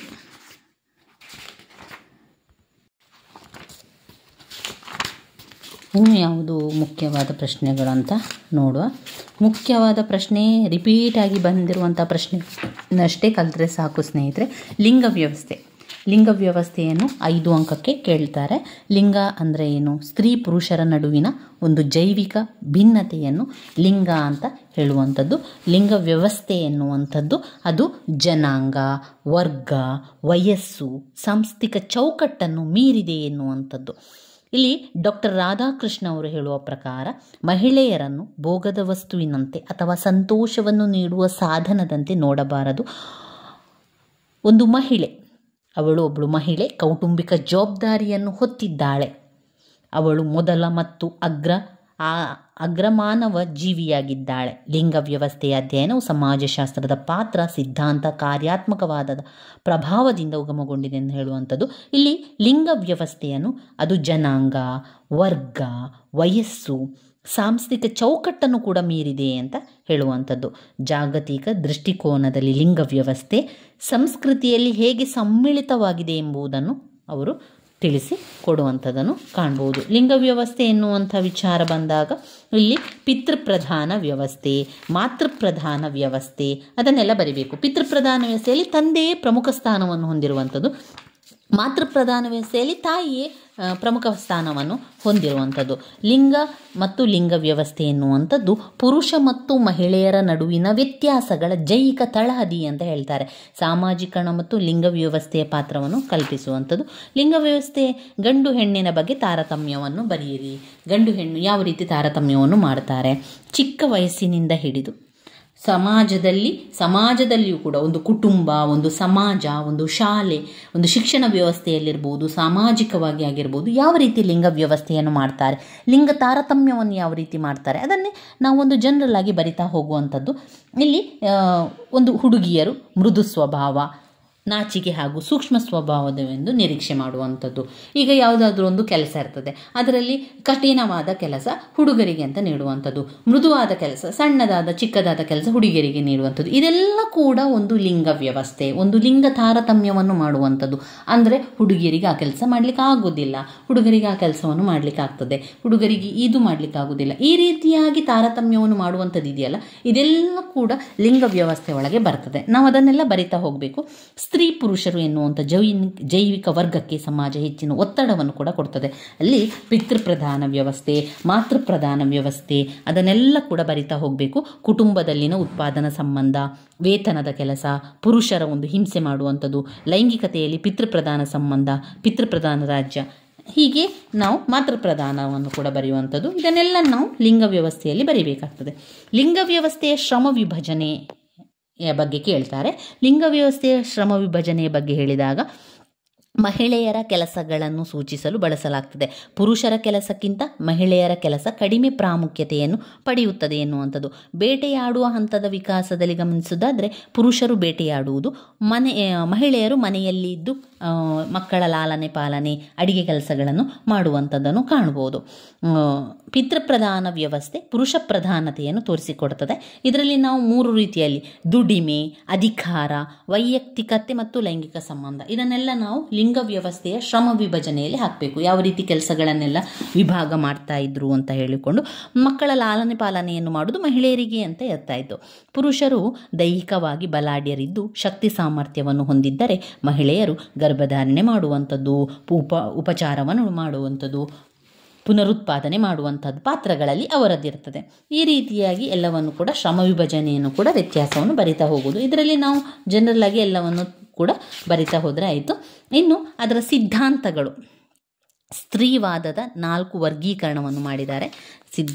ಸ್ತ್ರೀವಾದ ಲಿಂಗ ವ್ಯವಸ್ಥೆಯಲ್ಲಿ ಸ್ತ್ರೀವಾದದಲ್ಲಿ ಸಿದ್ಧಾಂತಗಳು: ಬಹುಜನಾಂಗೀಯ ಸ್ತ್ರೀವಾದದ ದೃಷ್ಟಿಕೋನ, ಬಹುಜನಾಂಗೀಯ ಸ್ತ್ರೀವಾದದ ದೃಷ್ಟಿಕೋನ, ಸಮಾಜವಾದಿ ಸ್ತ್ರೀವಾದ, ಸಮಾಜವಾದಿ ಸ್ತ್ರೀವಾದ, ಉದಾರವಾದಿ ಸ್ತ್ರೀವಾದ, ಸಮಾಜವಾದಿ ಸ್ತ್ರೀವಾದ, ಉದಾರವಾದಿ ಸ್ತ್ರೀವಾದ, ಆಧುನಿಕೋತ್ತರ ಸ್ತ್ರೀವಾದ, ಆಧುನಿಕ ಉತ್ತರ ಸ್ತ್ರೀವಾದ, ತೀವ್ರಗಾಮಿ ಸ್ತ್ರೀವಾದ, ತೀವ್ರಗಾಮಿ ಸ್ತ್ರೀವಾದ, ಪರಿಸರ ಸ್ತ್ರೀವಾದ, ಪರಿಸರ ಸ್ತ್ರೀವಾದ, ಸಾಂಸ್ಕೃತಿಕ ಸ್ತ್ರೀವಾದ, ಸಾಂಸ್ಕೃತಿಕ ಸ್ತ್ರೀವಾದ, ಬಹು ಸಾಂಸ್ಕೃತಿಕ ಮತ್ತು ಜಾಗತಿಕ ಸ್ತ್ರೀವಾದ, ಬಹು ಸಾಂಸ್ಕೃತಿಕ ಮತ್ತು ಜಾಗತಿಕ ಸ್ತ್ರೀವಾದ, ಪಾಶ್ಚಾತ್ಯ ಸ್ತ್ರೀವಾದ, ಕಪ್ಪು ಸ್ತ್ರೀವಾದ, ಪಾಶ್ಚಾತ್ಯ ಸ್ತ್ರೀವಾದ, ಕಪ್ಪು ಸ್ತ್ರೀವಾದ. ಇನ್ನು ನಾವು ಬ್ಲಾಕ್ 4ರಲ್ಲಿ ಬಂದೆವು. ಬ್ಲಾಕ್ 4ರಲ್ಲಿ ಯಾವುದನ್ನೆಲ್ಲ ಓದ್ಕೊಳ್ಬೇಕು, ಯಾವುದು ಮುಖ್ಯವಾಗಿ ಬಂದಿದೆ ಅಂತ ಹೇಳಿದರೆ ಮಹಿಳಾ ಚಳುವಳಿಯ ವಿಧಗಳು ಬಂದಿದೆ. ಮಹಿಳಾ ಚಳುವಳಿಯ ವಿಧಗಳಲ್ಲಿ 2 ವಿಧಗಳು. ಒಂದು ಮಹಿಳೆಯರ ಸಮಾನತೆಯ ಚಳವಳಿ, ಮತ್ತೊಂದು ಮಹಿಳೆಯರ ವಿಮೋಚನೆಯ ಚಳವಳಿ. 2 ಪಾಯಿಂಟ್ಸನ್ನು ಬರೀಬೇಕು. ಅದರಲ್ಲಿ ಬರುವಂತಹ ಒಂದು ಪಾಯಿಂಟ್ಸ್ ಇಲ್ಲಿದೆ ನೋಡಿ. ಇಷ್ಟು ಓದ್ಕೊಂಡು ಅದನ್ನೇ ಪಾಯಿಂಟ್ಸ್ ಆಗಿ ಬರ್ಕೊಳ್ಳಿ. ಮಹಿಳಾ ಚಳುವಳಿಯ ವಿಧಗಳು 2: ಮಹಿಳೆಯರ ಸಮಾನತೆಯ ಚಳುವಳಿ ಮತ್ತು ಮಹಿಳೆಯರ ವಿಮೋಚನೆಯ ಚಳವಳಿ. ಮಹಿಳೆಯ ಸಮಾನತೆಯ ಚಳವಳಿಯಲ್ಲಿ ಬರುವಂತಹ ಪಾಯಿಂಟ್ಸ್ಗಳು ರಾಜಕೀಯ, ಆರ್ಥಿಕ, ಸಾಮಾಜಿಕ ವಿಷಯಗಳನ್ನು ಬರೆಯಿರಿ. ಮಹಿಳಾ ವಿಮೋಚನಾ ಚಳವಳಿಯಲ್ಲಿ ಶ್ರಮ ವಿಭಜನೆ, ಲಿಂಗ ತಾರತಮ್ಯವನ್ನು ಬರೆಯಿರಿ. ಇವಿಷ್ಟು ಪಾಯಿಂಟ್ಸನ್ನು ಮಹಿಳಾ ಚಳವಳಿಯ ವಿಧಗಳಲ್ಲಿ ನೆನಪಲ್ಲಿಟ್ಕೊಳ್ಳಿ. ಮಹಿಳಾ ಚಳವಳಿಯ ವಿಧಗಳ ಬಗ್ಗೆ ಕೇಳಿದರೆ 5 ಅಂಕಕ್ಕೆ ಕೇಳ್ತಾರೆ. ಮಹಿಳಾ ಚಳವಳಿಯ ವಿಧಗಳು 5 ಅಂಕಕ್ಕೆ ಅಥವಾ 10 ಅಂಕಕ್ಕೆ ಬಂದಾಗ ನೀವು ನೆನಪಲ್ಲಿಟ್ಕೊಳ್ಬೇಕಾಗಿರುವಂಥದ್ದು. ಇದು ಸಂಪೂರ್ಣವಾಗಿ ನೋಡಿದರೆ ನಮಗೆ ಏನು ಕೂಡ ಅರ್ಥ ಆಗೋದಿಲ್ಲ. ಅದರಲ್ಲಿ ಸಮಯ ಇದ್ದರೆ ಸಂಪೂರ್ಣವಾಗಿ ಓದ್ಕೊಳ್ಳಿ, ಇಲ್ಲದಿದ್ದರೆ ಸುಲಭದ ರೀತಿಯಲ್ಲಿ ನಾನು ನಿಮಗೆ ತಿಳಿಸಿಕೊಡುವಂಥದ್ದು. ಮಹಿಳಾ ಚಳುವಳಿಯ ವಿಧಗಳ ಬಗ್ಗೆ ಕೇಳಿದರೆ 2: ಸಮಾನತೆಯ ಚಳವಳಿ, ವಿಮೋಚನಾ ಚಳವಳಿ. ಮಹಿಳೆಯರ ಸಮಾನತೆಯ ಚಳವಳಿ, ಮಹಿಳೆಯರ ವಿಮೋಚನೆಯ ಚಳುವಳಿ ಎನ್ನುವಂಥ 2 ಭಾಗವನ್ನು ಬರೆಯಿರಿ. ನಂತರ ಸಮಾನತೆಯ ಚಳುವಳಿಯಲ್ಲಿ ರಾಜಕೀಯ, ಆರ್ಥಿಕ, ಸಾಮಾಜಿಕ ಪಾಯಿಂಟ್ಸನ್ನು ಹಾಕ್ಕೊಳ್ಳಿ. ಮಹಿಳೆಯರ ವಿಮೋಚನೆಯ ಚಳುವಳಿಯ ಪಾಯಿಂಟ್ಸಲ್ಲಿ ಶ್ರಮ ವಿಭಜನೆ ಮತ್ತು ಲಿಂಗ ತಾರತಮ್ಯವನ್ನು ಹಾಕ್ಕೊಂಡು ಓದ್ಕೊಳ್ಳಿ. ಇಷ್ಟನ್ನು ಪಾಯಿಂಟ್ಸ್ ಬರೆದು ವಿವರಿಸ್ತಾ ಹೋದರೆ ಆಯಿತು. ಅಷ್ಟನ್ನು ಅದರಲ್ಲಿ ಮಾಡಿಕೊಳ್ಳಿ. ಇನ್ನು ಯಾವುದು ಬಂದಿದೆ?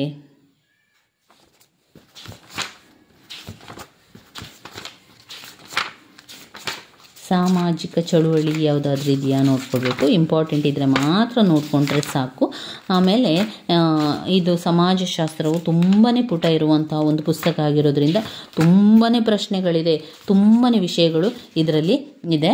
ಇನ್ನು ಒಂದು ಪ್ರಶ್ನೆ ಬಂದಿದೆ ನೋಡಿ, 15 ಅಂಕಕ್ಕೆ ಕೇಳಿದ್ದಾರೆ. ಪ್ರಾರ್ಥನಾ ಸಮಾಜದ ಬಗ್ಗೆ ಮತ್ತು ಸತ್ಯಶೋಧಕ ಸಮಾಜದ ಬಗ್ಗೆ ಹೇಳಿ ಅಂತ ಹೇಳಿದ್ದಾರೆ. ಅದರ ಬಗ್ಗೆ ವಿವರಿಸಿ ಅಂತ ಹೇಳುವಂಥದ್ದು. ಇದನ್ನು ನಾವು ನೋಡಿದರೆ ಪ್ರಾರ್ಥನಾ ಸಮಾಜ ಆತ್ಮಾನಂದ ಪಾಂಡುರಂಗರವರು ಕಾರಣರಾಗಿದ್ದಾರೆ, ಪ್ರಾರ್ಥನಾ ಸಮಾಜವನ್ನು. ಹಾಗೆಯೇ ಸತ್ಯಶೋಧಕ ಸಮಾಜ ಜ್ಯೋತಿಬಾ ಅವರು ಜನಪ್ರಿಯವಾಗಿರುವಂಥದ್ದು. ಜ್ಯೋತಿರಾವ್ ಫುಲೆಯವರು ಸತ್ಯಶೋಧಕ ಸಮಾಜದ ಜನಪ್ರಿಯರಾಗಿರುವಂಥದ್ದು ಕಾಣ್ಬೋದು. ಇವರು ಜಾತಿ ಪದ್ಧತಿಯಿಂದ ಆಚರಣೆಯಲ್ಲಿದ್ದ ಪಿಡುಗುಗಳ ವಿರುದ್ಧ ಮಾಡಿದ್ದಾರೆ. ಸತ್ಯಶೋಧಕ ಸಮಾಜ ಇರುವಂಥದ್ದು ಜಾತಿ ಪದ್ಧತಿ ಇರುವಂಥದ್ದನ್ನು ವಿರೋಧ ಮಾಡಿದ್ದಾರೆ. ಅದರ ಪಿಡುಗುಗಳಿಂದ ವಿರುದ್ಧವಾಗಿ ಅವರದನ್ನು ಆವರಿಸಿದ್ದಾರೆ. ಅದು ಸತ್ಯಶೋಧಕ ಸಮಾಜದಲ್ಲಿ. ಇನ್ನು ನಾವು ಪ್ರಾರ್ಥನಾ ಸಮಾಜದಲ್ಲಿ ನೋಡಿದರೆ, ಪ್ರಾರ್ಥನಾ ಸಮಾಜವು ಆತ್ಮಾನಂದ ಪಾಂಡುರಂಗ ಅವರು ಪ್ರಾರ್ಥನಾ ಸಮಾಜದ ಅನುಯಾಯಿಗಳು ಹಿಂದೂ ಸಾಮಾಜಿಕ ಸುಧಾರಕರಾಗಿದ್ದರು. ಅವರು ಎಲ್ಲ ರೀತಿಯ ಈ ಒಂದು ಶೋಷಣೆಯನ್ನು, ಅನ್ಯಾಯವನ್ನು, ಸಾಮಾಜಿಕ ಪಿಡುಗುಗಳನ್ನು, ಧಾರ್ಮಿಕ ನಂಬಿಕೆಗಳು, ಸಾಮಾಜಿಕ ಪಿಡುಗುಗಳ ಪರಸ್ಪರ ಪ್ರಕ್ರಿಯೆಯನ್ನು ಪ್ರಭಾವಿಸುತ್ತಾ ಹೋಗ್ತಾರೆ. ಇದರಲ್ಲಿ ಕೂಡ ಹಾಗೆ ಅವರು ಏನು ಮಾಡ್ತಾರೆ, ಎಲ್ಲ ಶೋಷಣೆಯನ್ನು ತೊಡೆ ಹಾಕುವುದು, ಜನರಿಗೆ ಸೌಲಭ್ಯವನ್ನು ಒದಗಿಸಿಕೊಡುವುದು, ಅವರಿಗೆ ಸಹಾಯವನ್ನು ಮಾಡುವಂಥದ್ದು, ಅದನ್ನೆಲ್ಲ ಕೂಡ ನೀವು ಬರಿತಾ ಹೋಗಬೇಕು. ಅದರಲ್ಲಿ ಅವರು ಯಾವ ರೀತಿಯ ವ್ಯವಸ್ಥೆಯನ್ನು ಮಾಡಿದರು, ಒಂದು ನಿರ್ಗತಿಕರಿಗೆ ಅಥವಾ ಅನಾಥ ಮಕ್ಕಳಿಗೆ ಅಥವಾ ಒಂದು ಪರಿತ್ಯಜಿಸ ಮಾಡಿದಂಥ ಮಹಿಳೆಯರಿಗೆ ಒಂದು ಅನಾಥಾಲಯವನ್ನು ಕೊಟ್ಟರು, ರಾತ್ರಿ ಶಾಲೆಗಳನ್ನು ತೆರೆದರು, ವಿಧವೆಯರ ಗೃಹಗಳನ್ನು ಮಾಡಿದರು, ವಂಚಿತ ವರ್ಗಗಳ ಅಭ್ಯುದಯವನ್ನು ಮಾಡಿದರು. ಈ ಪಾಯಿಂಟ್ಸ್ಗಳನ್ನು ಹಾಕ್ಕೊಳ್ಳಿ. ಯಾವುದರಲ್ಲಿ? ಪ್ರಾರ್ಥನಾ ಸಮಾಜದಲ್ಲಿ ಅನಾಥಾಶ್ರಮವನ್ನು ಮಾಡಿದರು, ರಾತ್ರಿ ಶಾಲೆಗಳನ್ನು ತೆರೆದರು, ಪರಿತ್ಯಜಿಸಿದ ಮಹಿಳೆಯರಿಗೆ ಅವಕಾಶವನ್ನು ಕೊಟ್ಟರು, ಅನಾಥ ಮಕ್ಕಳನ್ನು ನೋಡಿಕೊಂಡ್ರು, ವಿಧವೆಯರಿಗೆ ಗೃಹಗಳನ್ನು ಕೊಟ್ಟರು, ವಂಚಿತ ವರ್ಗಗಳ ಅಭ್ಯುದಯಕ್ಕಾಗಿ ಹೋರಾಟವನ್ನು ಮಾಡಿದ್ದಾರೆ. ಸತ್ಯಶೋಧಕ ಸಮಾಜ ಜ್ಯೋತಿಬಾ ಫುಲೆಯವರು ಜಾತಿ ಪದ್ಧತಿ ಆಚರಣೆಯಲ್ಲಿದ್ದಂತಹ ಅನೇಕ ಪಿಡುಗುಗಳ ವಿರುದ್ಧ ಹೋರಾಟವನ್ನು ಮಾಡಿದ್ದಾರೆ. ಸಮಾಜದ ದುರ್ಬಲ ವರ್ಗದವರಿಗೆ ಅವರಿಗೆ ಬೇಕಾದ ಎಲ್ಲ ಒಂದು ಸಹಾಯವನ್ನು ಅವರು ಮಾಡಿದ್ದಾರೆ. ಎಲ್ಲ ಕಡೆಗಳಿಗೆ ಹೋಗಿ ಬೇಕಾದ ಎಲ್ಲ ರೀತಿಯ ವ್ಯವಸ್ಥೆಯನ್ನು ಅವರು ಮಾಡಿರುವಂಥದ್ದನ್ನು ಕಾಣ್ಬೋದು. ಅದನ್ನೇ ನಾವು ಬರಿತಾ ಹೋದರೆ ಆಯಿತು. ಮೂಢನಂಬಿಕೆಗಳ ವಿರುದ್ಧ ಹೋರಾಟವನ್ನು ಮಾಡಿರುವಂಥದ್ದು, ಅನ್ಯಾಯದ ವಿರುದ್ಧ ಹೋರಾಟ ಮಾಡಿರುವಂಥದ್ದು, ಅವರು ಜನರಿಗೆ ಸಾಮಾಜಿಕ ಪಿಡುಗುಗಳಿಂದ ಹೋರಾಟ ಮಾಡಿರುವಂಥದ್ದು, ಸಾಂಪ್ರದಾಯಿಕತೆ ಬಗ್ಗೆ, ಮೂಢನಂಬಿಕೆ, ಹಾನಿಕರ ಜಾತಿ ಪದ್ಧತಿ, ಇದೆಲ್ಲವನ್ನು ಅವರು ಗಮನಿಸಿ ಅದಕ್ಕೆ ಬೇಕಾದಂಥ ಒಂದು ಸಹಾಯವನ್ನು ನೀಡಿದ್ದಾರೆ. ಇನ್ನೂ ಒಂದು ಪ್ರಶ್ನೆ ಇದೆ ನೋಡಿ ಇದರಲ್ಲಿ, ವಸಾಹತು ಭಾರತದಲ್ಲಿ ಹಿಂದುಳಿದ ವರ್ಗಗಳ ಚಳುವಳಿಯ ಹುಟ್ಟು ಹೇಗಾಯಿತು? ವಸಾಹತು ಭಾರತದಲ್ಲಿ ಹಿಂದುಳಿದ ವರ್ಗಗಳ ಚಳುವಳಿಗಳ ಹುಟ್ಟು ಹೇಗಾಯಿತು? ಇದರಲ್ಲಿ 2 ಪಾಯಿಂಟ್ಸ್. ಮಡಿ ಮೈಲಿಗೆಯ ತತ್ವ. 2 ಅಂತಸ್ತು ಮತ್ತು ಅಧಿಕಾರದ ನಡುವೆ ಇರುವ ಬೇರ್ಪಡಿಕೆ. ಅದೆರಡನ್ನು ಪಾಯಿಂಟ್ಸನ್ನು ಬರೀರಿ. ಶ್ರೇಣೀಕೃತ ಮಾಡಿದ್ದಾರೆ, ಸ್ತರ ವಿನ್ಯಾಸವನ್ನು ಮಾಡಿದ್ದಾರೆ. ಮಡಿ ಮತ್ತು ಮೈಲಿಗೆಯ ತತ್ವ, ಅಂತಸ್ತು ಮತ್ತು ಅಧಿಕಾರದ ನಡುವಿನ ಬೇರ್ಪಡಿಸುವಿಕೆಯನ್ನು ಅದರಲ್ಲಿ ಬರೆದು ವಿವರಿಸ್ತಾ ಹೋಗುವಂಥದ್ದು. ಇನ್ನು ಮಂಡಲಾಯೋಗ 10 ಅಂಕಕ್ಕೆ ಬರುವಂಥದ್ದು. ಮಂಡಲಾಯೋಗ ಎನ್ನುವಂಥದ್ದು ಎರಡನೆಯ ಹಿಂದುಳಿದ ಆಯೋಗವು ಜನತಾ ಸರಕಾರವು ಅಧಿಕಾರದಲ್ಲಿದ್ದಾಗ ಸಾಮಾಜಿಕವಾಗಿ ಮತ್ತು ಶೈಕ್ಷಣಿಕವಾಗಿ ಹಿಂದುಳಿದಿರುವ ವರ್ಗಗಳನ್ನು ವ್ಯಾಖ್ಯಾನಿಸಲು ಬೇಕಾಗಿರುವ ಮಾನದಂಡಗಳನ್ನು ನಿರ್ಧರಿಸಲು ಇದು ನೀಡಿರುವಂಥದ್ದು. ಇದು ಬಿಂದೇಶ್ವರಿ ಪ್ರಸಾದ್ ಮಂಡಲ್ ಅವರ ಅಧ್ಯಕ್ಷತೆಯಲ್ಲಿ ಆಗಿರುವಂಥದ್ದು. ಹಿಂದುಳಿದ ವರ್ಗದವರಿಗೋಸ್ಕರ ಮಾಡಿರುವಂಥದ್ದು. ಹಿಂದುಳಿದ ವರ್ಗಗಳನ್ನು ಗುರುತಿಸಿ, ಹಿಂದುಳಿದ ವರ್ಗದವರು ಯಾರೆಲ್ಲ ಇದ್ದಾರೆ ಅಂತ ಅವರನ್ನು ಗುರುತಿಸಿ ಅವರಿಗೆ ನೀಡುವಂತಹ ಒಂದು ಸೌಲಭ್ಯಗಳನ್ನು ಒದಗಿಸುವಂಥದ್ದು. ಹಿಂದುಳಿದ ವರ್ಗದವರು ಯಾರಿದ್ದಾರೆ ಅಂತ ಗುರುತಿಸಿ ಅವರಿಗೆ ಬೇಕಾದಂಥ ಸೌಲಭ್ಯವನ್ನು ಕೊಡಿಸುವಂಥದ್ದು. ಅದರಲ್ಲಿ ಪಾಯಿಂಟ್ಸ್ಗಳು ಸಾಮಾಜಿಕ ಅಂಶಗಳು, ಅದು ಶೈಕ್ಷಣಿಕ ಅಂಶಗಳು, ಆರ್ಥಿಕ ಅಂಶಗಳು, ಯಾವ ರೀತಿ ಅವರು ಕುಂದುಕೊರತೆಗಳನ್ನು ಅನುಭವಿಸ್ತಾ ಇದ್ದಾರೆ, ಶೈಕ್ಷಣಿಕವಾಗಿ ಅವರು ಹೇಗಿದ್ದಾರೆ, ಆರ್ಥಿಕವಾಗಿ ಹೇಗಿದ್ದಾರೆ, ಸಾಮಾಜಿಕವಾಗಿ ಹೇಗಿದ್ದಾರೆ, ಅದನ್ನೆಲ್ಲವನ್ನು ಕೂಡ ನಾವು ಅದರಲ್ಲಿ ಬರಿತಾ ಹೋಗಬೇಕು.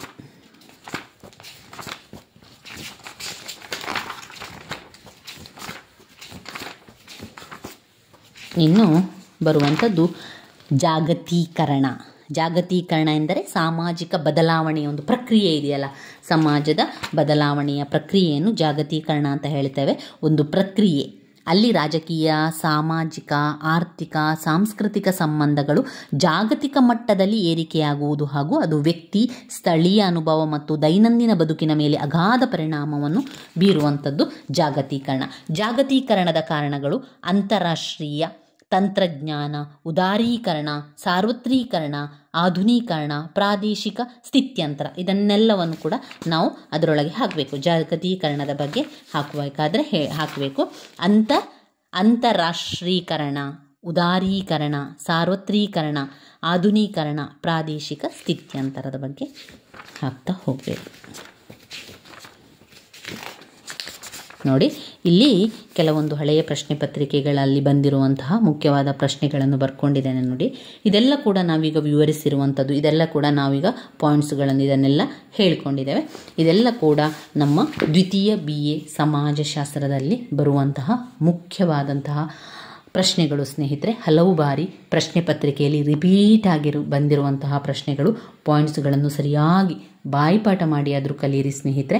ಆದರೆ ಇದನ್ನು ಸಂಪೂರ್ಣ ದ್ವಿತೀಯ BA ಸಮಾಜಶಾಸ್ತ್ರ ಈ ಒಂದು ವಿಡಿಯೋದಲ್ಲಿ ಸಂಪೂರ್ಣವಾಗಿ ಎಲ್ಲ ಕೂಡ ಕವರ್ ಆಗಿದೆ. ಇದನ್ನಿಷ್ಟನ್ನು ಓದ್ಕೊಂಡು ನೀವು ಪರೀಕ್ಷೆಗೆ ತಯಾರಿ ಮಾಡ್ಕೊಳ್ಳಿ. ಇದು ಪರೀಕ್ಷೆಯ ಅಂತಿಮ ತಯಾರಿ ಅಂತಲೇ ಹೇಳ್ಬೋದು. ಸಂಪೂರ್ಣ ಸಮಾಜಶಾಸ್ತ್ರ ಈ ಒಂದು ವಿಡಿಯೋದೊಳಗಿದೆ. ಎಲ್ಲವನ್ನು ನೋಡ್ಕೊಳ್ಳಿ. ರಿಪೀಟ್ ಆಗಿರುವಂತಹ ಪ್ರಶ್ನೆಗಳನ್ನಷ್ಟೇ ನಾನು ಪಾಯಿಂಟ್ಸ್ಗಳನ್ನು ತಿಳಿಸ್ಕೊಟ್ಟಿದ್ದೇನೆ. ಅದರ ಸಂಪೂರ್ಣ ವಿವರಣೆ ಬೇಕು ಅಂತಾದರೆ ಈಗಾಗಲೇ ನಾನು ಕೆಲವೊಂದನ್ನು ಸಂಪೂರ್ಣ ವಿವರಿಸಿದ್ದೇನೆ. ಅದು ಪ್ಲೇಲಿಸ್ಟಲ್ಲಿ ಕೂಡ ಇದೆ. ಇದು ನೀವು ಕೊನೆಯದಾಗಿ ಪಾಯಿಂಟ್ಸನ್ನು ಮಾಡ್ಕೊಳ್ತಿದ್ರೆ ಅಥವಾ ನೀವು ಓದಲೇ ಇಲ್ಲ ಅಂತಾದರೆ ಈ ಒಂದು ವಿಡಿಯೋವನ್ನು ಓದ್ಕೊಂಡು ನೀವು ಖಂಡಿತವಾಗಿಯೂ ಕೂಡ ಪಾಸ್ ಆಗ್ಬೋದು. ಆ ಪಾಯಿಂಟ್ಸ್ಗಳನ್ನು ಬಾಯ್ಪಾಠ ಮಾಡ್ಕೊಳ್ಳಿ. ನಾನು ಹೇಳುವಂಥ ಪಾಯಿಂಟ್ಸ್ಗಳನ್ನು ಮತ್ತೆ ನೀವು ಕೂಡ ರಿಪೀಟ್ ಮಾಡಿ ಹೇಳ್ತಾ ಇರಿ. ಆವಾಗ ನೀವು ಕೂಡ ಕಲಿತ ಹಾಗೆ ಆಗ್ತದೆ ಸ್ನೇಹಿತರೆ. ನನ್ನ ವಿಡಿಯೋಸ್ ಎಲ್ಲ ನಿಮಗೆ ಇಷ್ಟ ಆಗಿದ್ದರೆ ಲೈಕ್ ಕೊಡಿ, ಶೇರ್ ಮಾಡಿ, ಸಬ್ಸ್ಕ್ರೈಬ್ ಮಾಡಲಿಕ್ಕೆ ಮರಿಬೇಡಿ ಸ್ನೇಹಿತರೆ. ಧನ್ಯವಾದಗಳು.